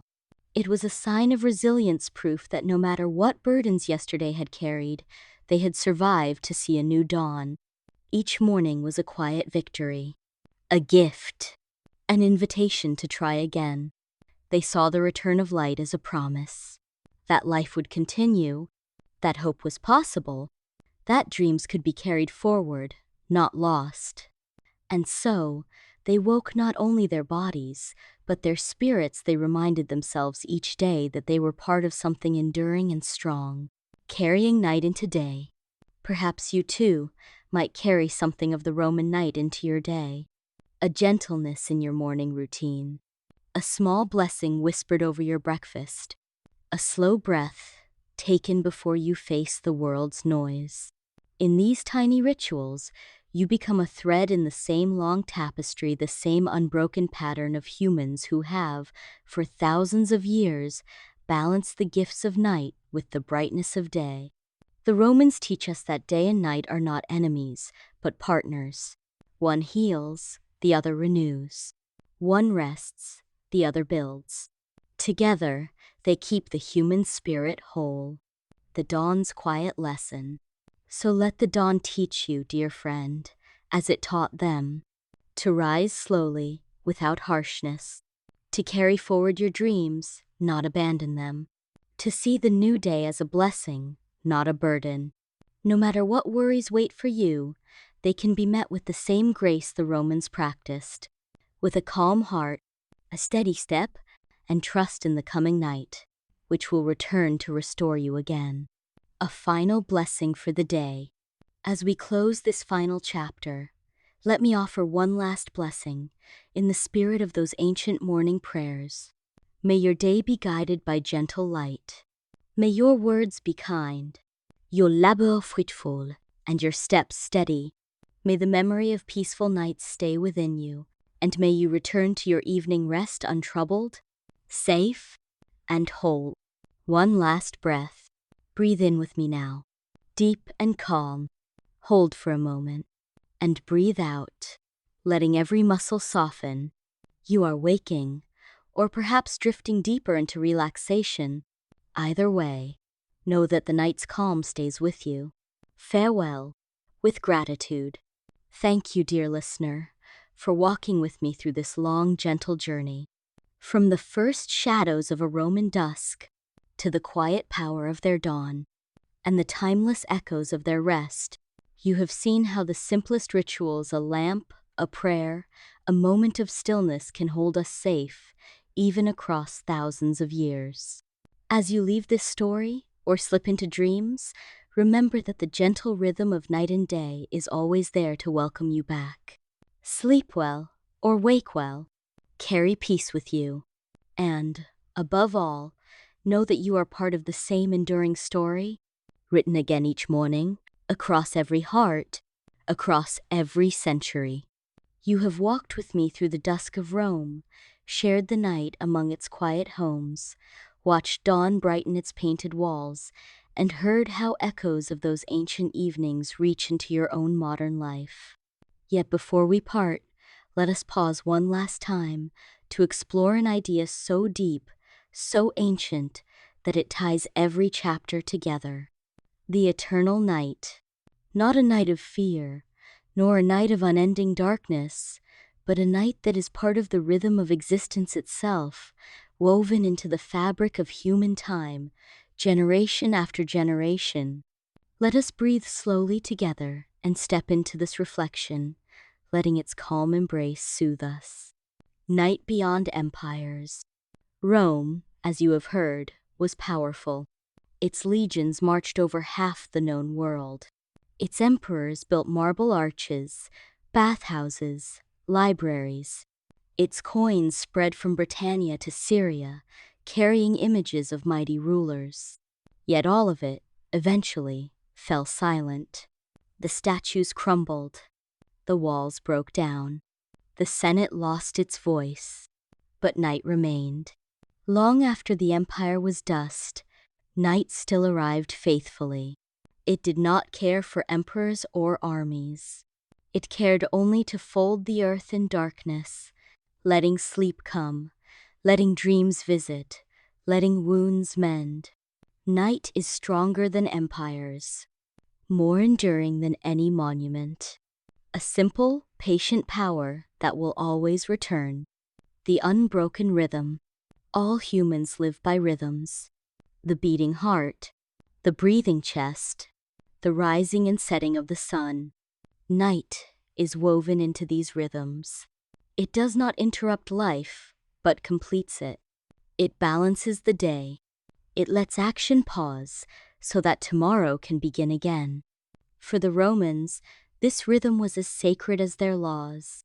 They built their whole sense of time around it, from the prayers at dusk to the household tasks at dawn. And in truth, you do the same. Every evening, you trust the night to hold you. Every morning, you trust the day to wake you. This trust, repeated thousands of times through a lifetime, is one of humanity's greatest sources of quiet strength. The keeper of dreams. Night is also the keeper of dreams. The Romans thought of dreams as messages, sometimes from the gods, sometimes from their own minds. They feared them, respected them, even wrote them down on scraps of papyrus to study later. They asked questions. Why this image? Why this person? after so many years. Why a journey, a flight, a fall? And they understood that dreams helped heal the soul by letting thoughts wander freely, away from the harsh laws of waking reason. In this way, night became a gentle teacher, allowing the heart to explore itself without shame or punishment. Even now, your dreams hold you through the night, weaving stories beyond logic, letting you travel, letting you release your fears. Night guards these dreams, patiently, as it has guarded human dreams since the beginning. A universal refuge. Night belongs to everyone. The poor and the rich, the young and the old, the hopeful and the sorrowful. It does not charge a coin for its comfort. It does not ask for a passport. Wherever you lay your head in a palace or a simple wooden bed, night will arrive, carrying its gifts of rest and peace. The Romans knew this. No matter how high a senator rose, no matter how low a beggar fell, both would lie down beneath the same stars, breathing the same night air. That equality, offered by night, is one of its most beautiful lessons. Night's silent power. There is a quiet power in night. It does not need to shout. It does not conquer through violence. It arrives softly, folding itself over rooftops, fields, mountains, seas. It brings order to the chaos of endless daylight. It reminds the world to pause. It marks a boundary. Enough for today. This gentle power is one of the most timeless forces of nature. Even after thousands of years, with all our artificial lights and busy lives, night still commands respect. It still brings silence. It still asks you to rest, to close your eyes, to let go. The gift of rest. The Romans valued rest. They might have built aqueducts, amphitheaters, great roads, but they understood the human need to sleep. In their writings, they praised the quiet of night, the calm of sleep, the healing that arrived after a long day of labor. In many ways, they were wiser than we sometimes are today. They did not treat sleep as wasted time. They honored it, guarded it, structured their homes so night could flow easily through their courtyards and into their hearts. Their example reminds us, rest is not a weakness. It is a power of its own, an ancient comfort. When you lie down tonight, dear friend, you are sharing something unimaginably ancient.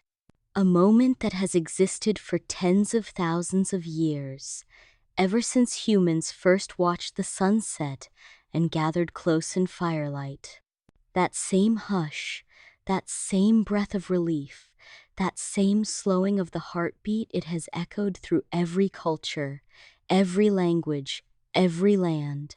You are part of that unbroken tradition. When you sleep, you take your place among countless dreamers before you, across time and space, all finding safety in the night. Night's whisper. If night could speak, perhaps it would say, "You have done enough. Be gentle with yourself. Let me hold you for a while. No blame, no scolding, no demands, just a quiet acceptance." This is the grace of night, its eternal wisdom. The gift it offers, night after night, if only you pause to listen, carrying the calm forward. As you move on from this story, or perhaps as you drift into your own dreams, remember the lessons of night. That darkness is not your enemy, but your healer. That dreams are a necessary part of being human. That rest is a form of courage. That you are never alone under the stars. When the day feels overwhelming, think of the Roman evening, a family gathered, a lamp burning low, prayers whispered for tomorrow. Then think of night itself, patient and eternal, ready to cradle you just as it cradled them. The night endures. Empires collapse. Languages change. Faces come and go. But night endures. It does not need your permission. It simply returns, as faithfully as breath itself, to restore you, to quiet you, to remind you that every ending holds the seed of a new beginning. A blessing for the eternal night. As we truly close our tale, let me offer a last blessing, carried through centuries to you. May the night wrap you in kindness. May your dreams be free of fear.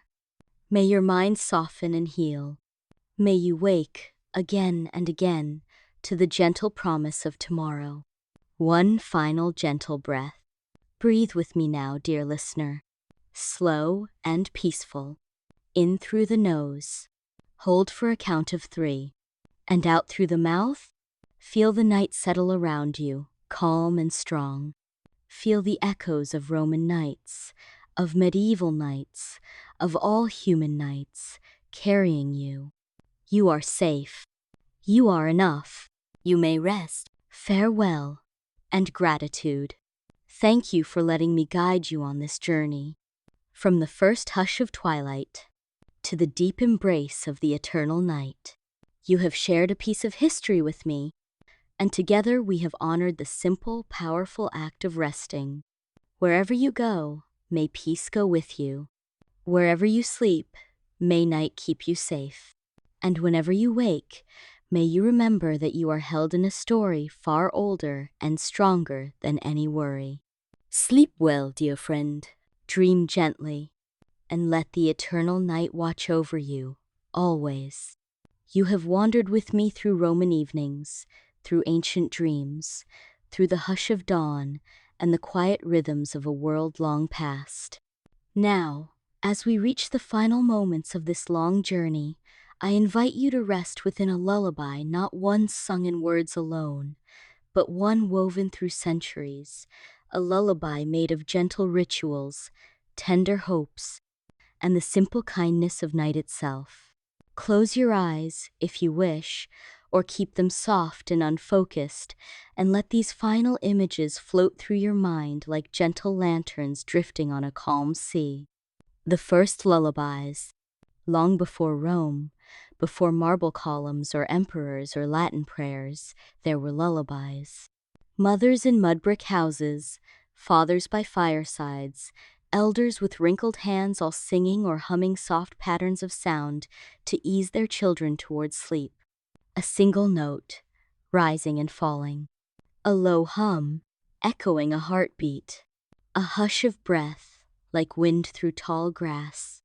These were the world's first lullabies, carried by voice, carried by memory, carried across the ages. The Romans, too, had their lullabies. Simple songs in the language of the home, sometimes no more than a repeated dormy, dormy sleep, sleep as a mother rocked a child on her lap.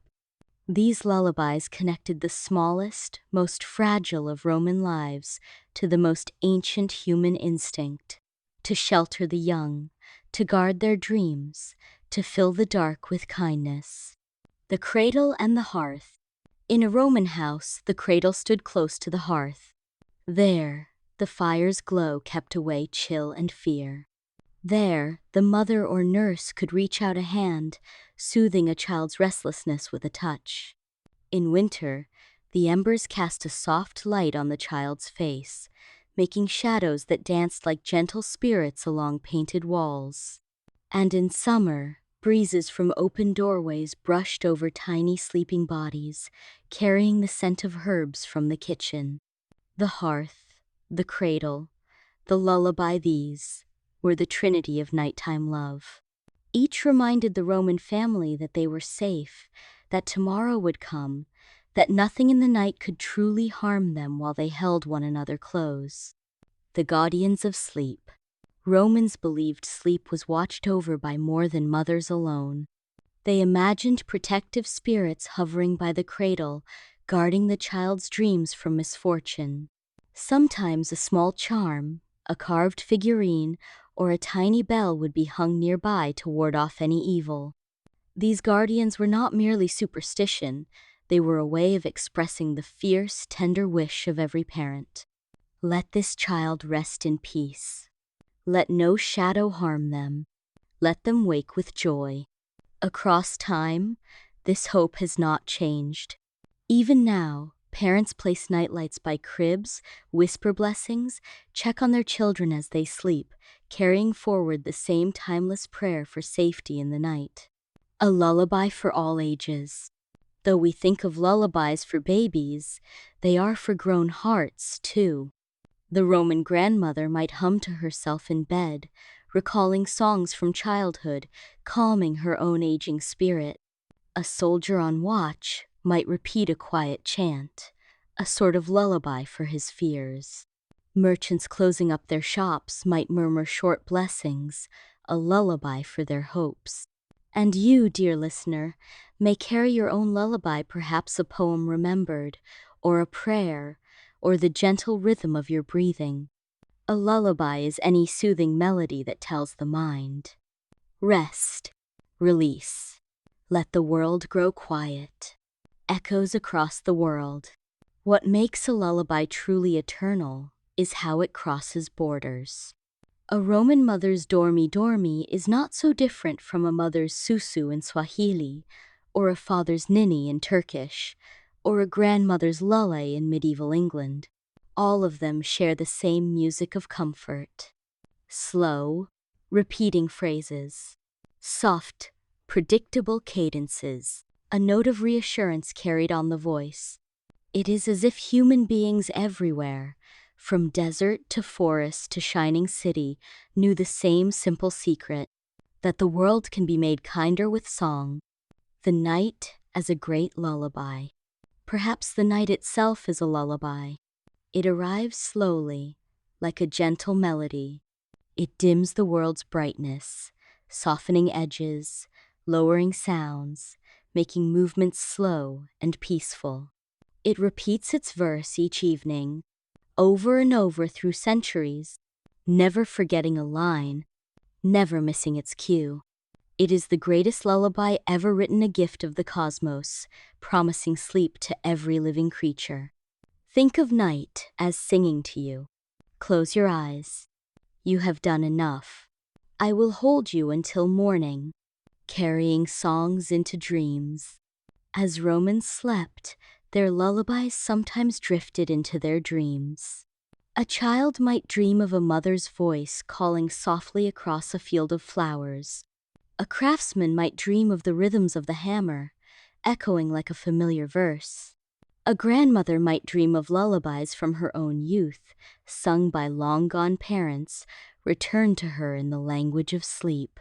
Dreams, in a way, are a continuation of the lullaby. They carry the soothing patterns forward, comforting the spirit even while the body rests, the heartbeat of the universe. One reason lullabies calm us is that they mimic something older than song. The heartbeat. Before any baby is born, they hear the beat of a mother's heart, slow and regular, a pattern of safety. Lullabies carry that memory into the world outside the womb. They remind the child and the grown-up child that calm rhythms exist, that the world can be predictable and safe. In the Roman night, that heartbeat might be echoed by the rhythm of a rocking cradle or the soft hush of sandals on marble floors. In your night, it might be the hum of distant traffic, or the soft breathing of someone you love, or even your own pulse in the pillow. All of these rhythms are lullabies, reminding you, you are not alone. The last watchers of the night. In ancient Rome, a few souls remained awake through the night, even while lullabies settled over sleeping households. A sentry on the wall, watching for fire or danger. A nurse tending a sick child. An old storyteller sitting by fading embers, lost in thoughts of days gone by. They were the last watchers, guardians of the sleeping world. Their silent presence was another kind of lullaby. The promise that someone would stand awake so that others could rest. You have traveled with me across so many hours now through the hush of twilight, the rituals of a Roman household, the blessings of dawn, and the echoes of time that ripple through to our own days. Yet before we close our eyes one final time, there is one more path to wander together, a gentle contemplation of why night, across centuries, still matters so much. Night is more than just darkness. it is more than the end of sunlight. Night is a keeper of stories, a guardian of dreams, a healer of tired hearts. And for the Romans, as for us, it was a refuge, a promise, a soft veil drawn over the day's harshness, offering everyone, no matter their rank or wealth or worries, a chance to begin again. Let us explore, one last time, how night endures and what it can teach us, if we only pause to listen. The night as sanctuary. In ancient Rome and across the world, night has long been a sanctuary. It was a place to retreat, to reflect, to breathe. When the day's clamor fell silent, the night could soothe the mind. Merchants left their ledgers. Mothers folded away the day's worries with their children's clothes. Soldiers hung their swords by the hearth. Farmers washed the earth from their hands and let their muscles rest. Night said to them, in a language beyond words, "You have done enough. It is time to be still." That same sanctuary remains for us now. In a world full of constant movement and unending noise, night is the gentle pause we still need, a place where the soul can find rest. The poetry of darkness.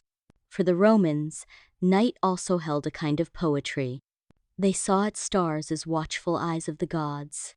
They saw the moon as a companion, following them across rooftops and courtyards, lighting their way without harshness. They admired night's velvet hush, which turned the busy city of Rome into something softer, almost magical. The flickering lamps, the muted colors of wall frescoes, the distant murmurs in narrow streets, all of these became a quiet symphony, a lullaby for the mind. This poetry of darkness is still ours to cherish. Think of how a modern city sleeps. Lights twinkle, roads empty, voices lower, and even machines grow quiet. Night remakes the world, turning even the hardest corners into something gentler, something closer to peace. The courage to let go. The Romans understood that night required courage. It meant letting go of unfinished work, letting go of fears that could wait for morning, letting go of plans, lists, ambitions just for a few hours. Night teaches us surrender, but not in a way that defeats us. Instead, it reminds us of trust. Trust that the world will continue while we rest. Trust that tomorrow will come, and we will meet it with renewed strength. This trust is an act of bravery, as true today as it was 2,000 years ago. The rituals that ground us. In every Roman household, as dusk fell, small rituals took place that anchored their hearts. Children were checked, candles placed in safe spots, doors locked, offerings given. They knew these gestures by heart, and each one was a prayer in motion. These small, predictable acts were a thread tying them to one another, and to the day they had left behind. Modern people have these rituals too, even if they look different. Checking the phone alarm, turning down the sheets, a final sip of water, a prayer, or a mindful breath. These repetitions might feel ordinary, but they are powerful. They signal to the body, "You are safe." They whisper to the mind, "It is time to rest." And they connect us, still, to those Romans who paused, each night, to guard their peace. Dreams across the centuries. If you close your eyes now, you might even sense the dreams of a Roman child 2,000 years ago. Perhaps he dreamed of playing ball in the forum, or running across a grassy hill, or hearing a parent's gentle praise. A Roman mother might have dreamed of her children grown strong and respected. A merchant might have dreamed of a voyage across the blue Mediterranean. A soldier might have dreamed of peace after battle, a return to family, a quiet hearth, dreams beyond Rome. After the Roman Empire ended, people continued to dream. Their languages changed, their gods changed, their clothes and cities changed. But dreams remained the same. Hopes for loved ones, fears of loss, visions of peace, wishes for another chance. In every night, dreams poured through human minds like clear water. They healed wounds, offered guidance, made sense of things that could not be understood in daylight. And still today, your dreams carry that ancient power. They remind you that your mind is vast, your soul is resilient, your imagination a precious companion, carrying night forward.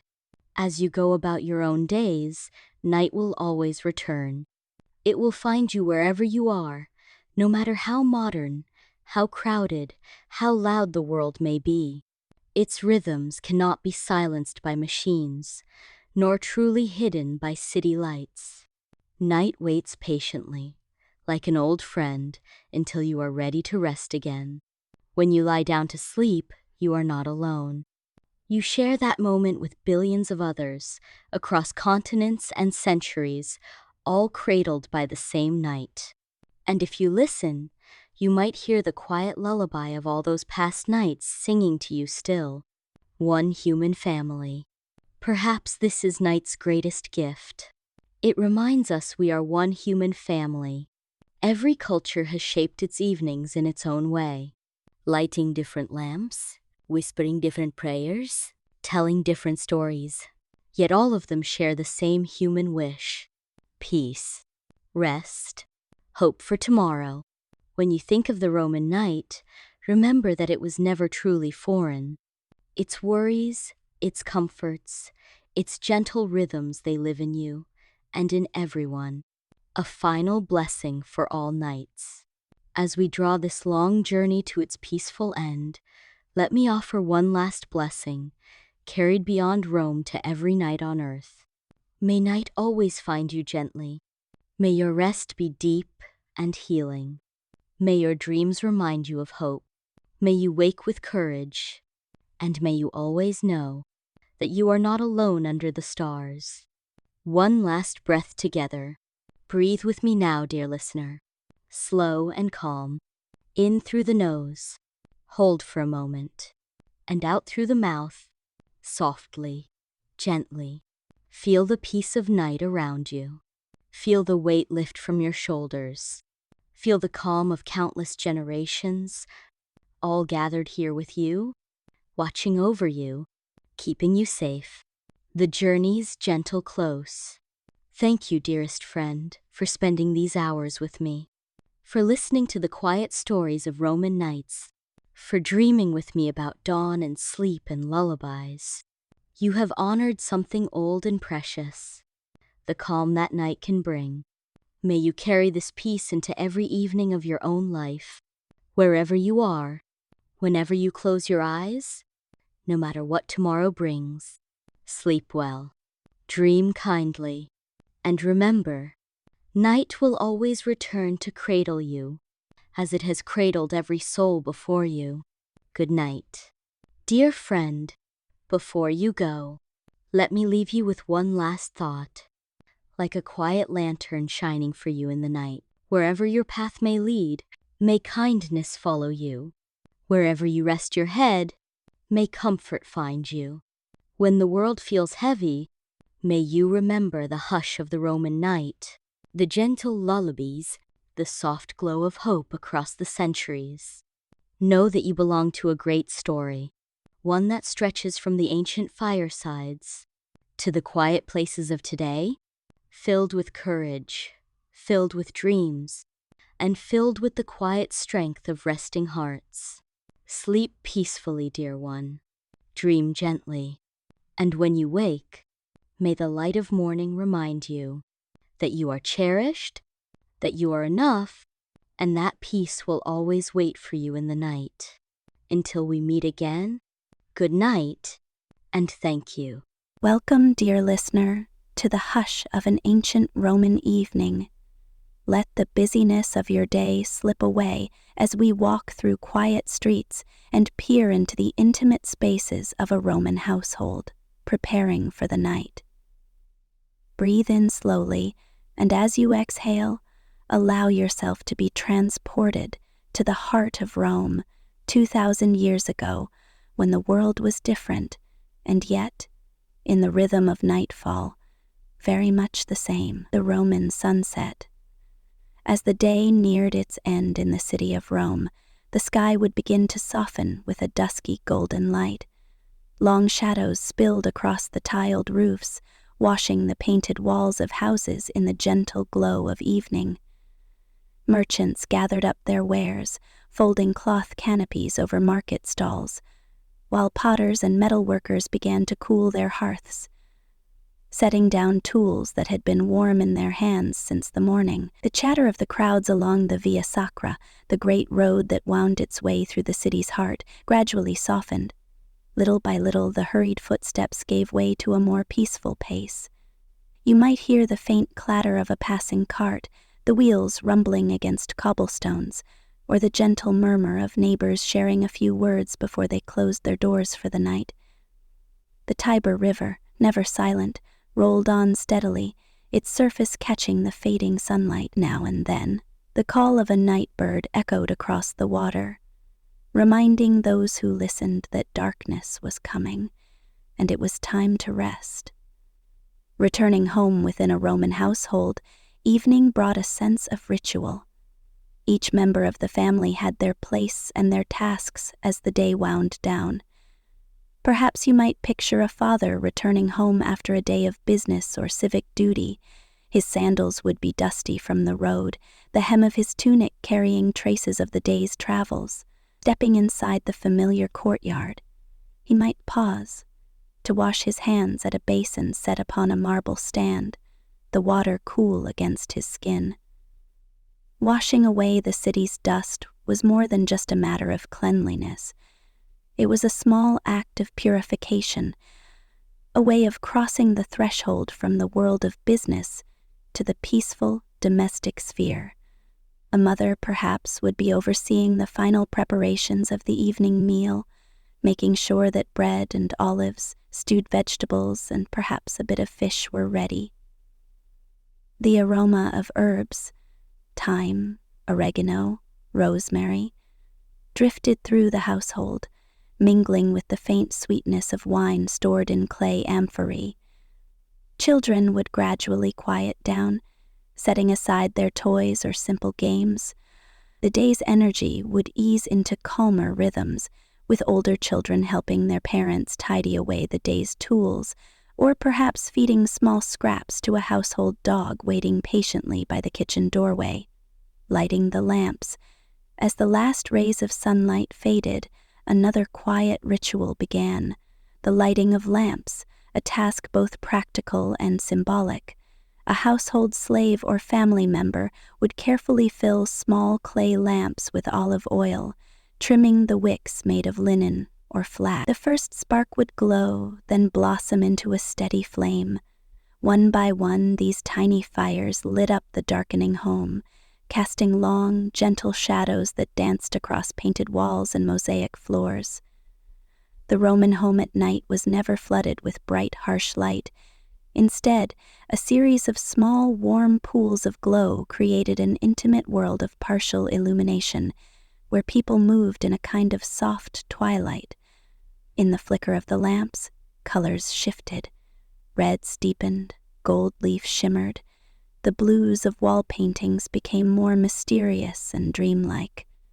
Perhaps a few candles made of beeswax were lit as well, their sweet, subtle scent perfuming the air with a memory of summer flowers.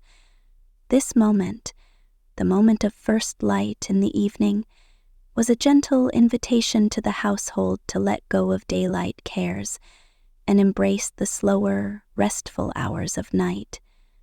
Evening cleansing and dressed after lighting the lamps, Romans turned their thoughts to preparing their bodies for bed. Cleanliness was highly valued.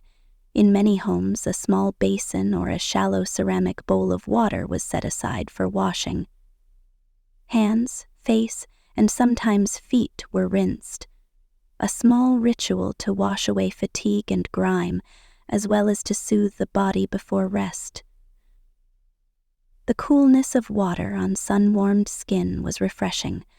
Some Romans, if they could afford it, might perfume the water with herbs such as lavender or rosemary.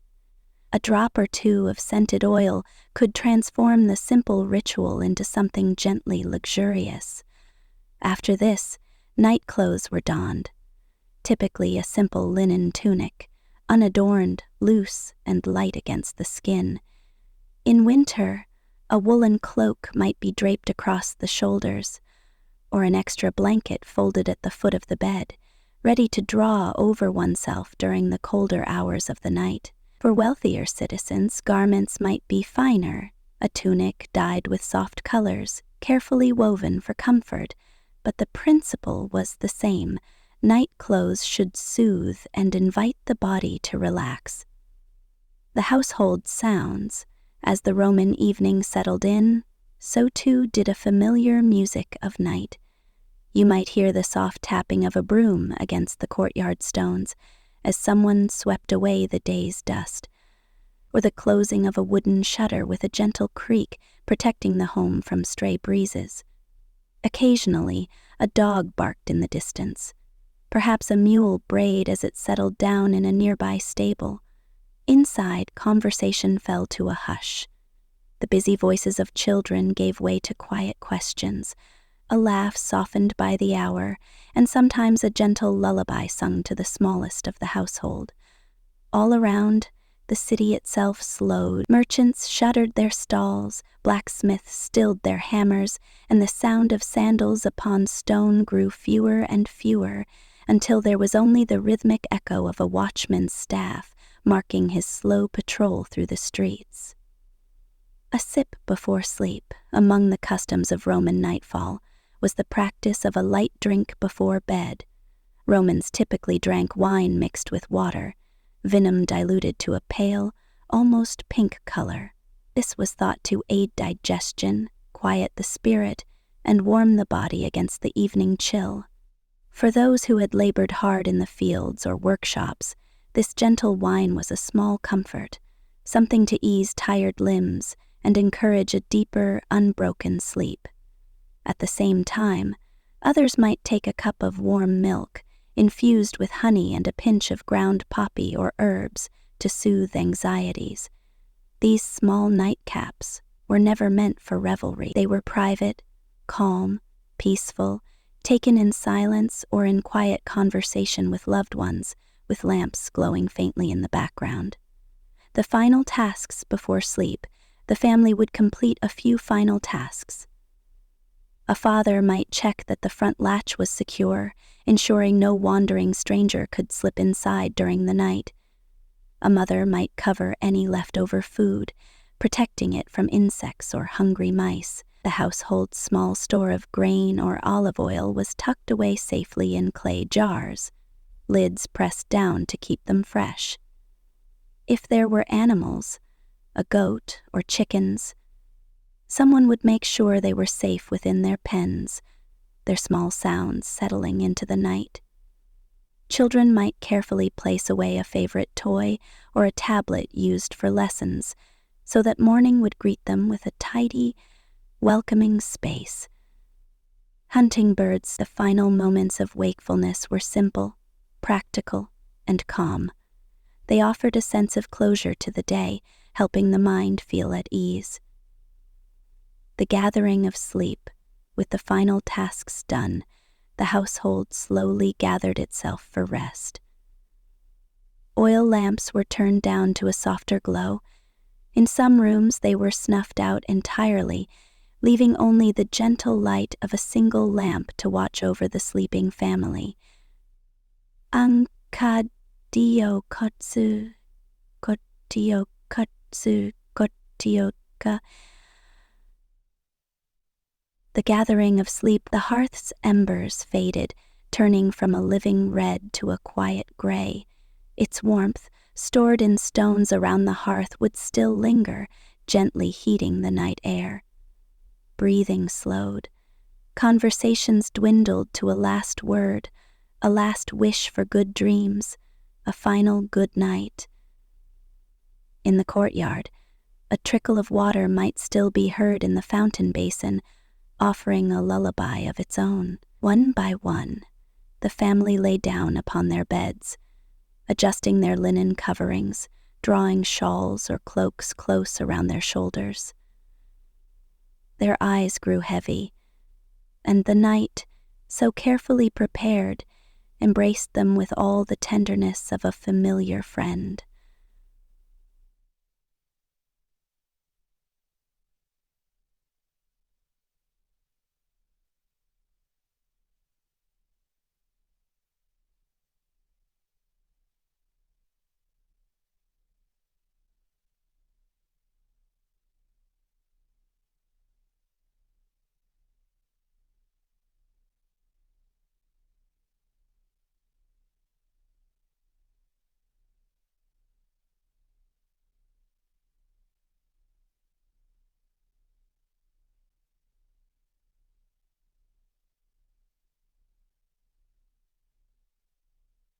In a Roman house, its walls cool to the touch after a hot day, its mosaic floor smooth beneath your feet, its lamps flickering like tiny hearths of calm, drawing you inward.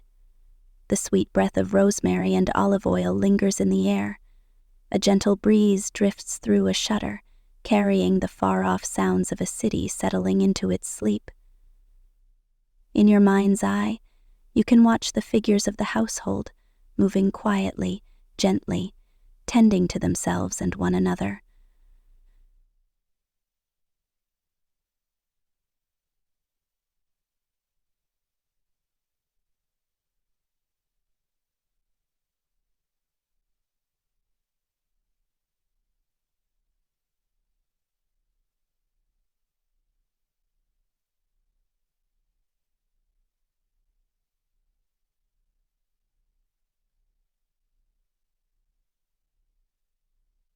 No rush, no harsh voices, no bright lights, only the slow rhythm of the night, inviting everyone to rest.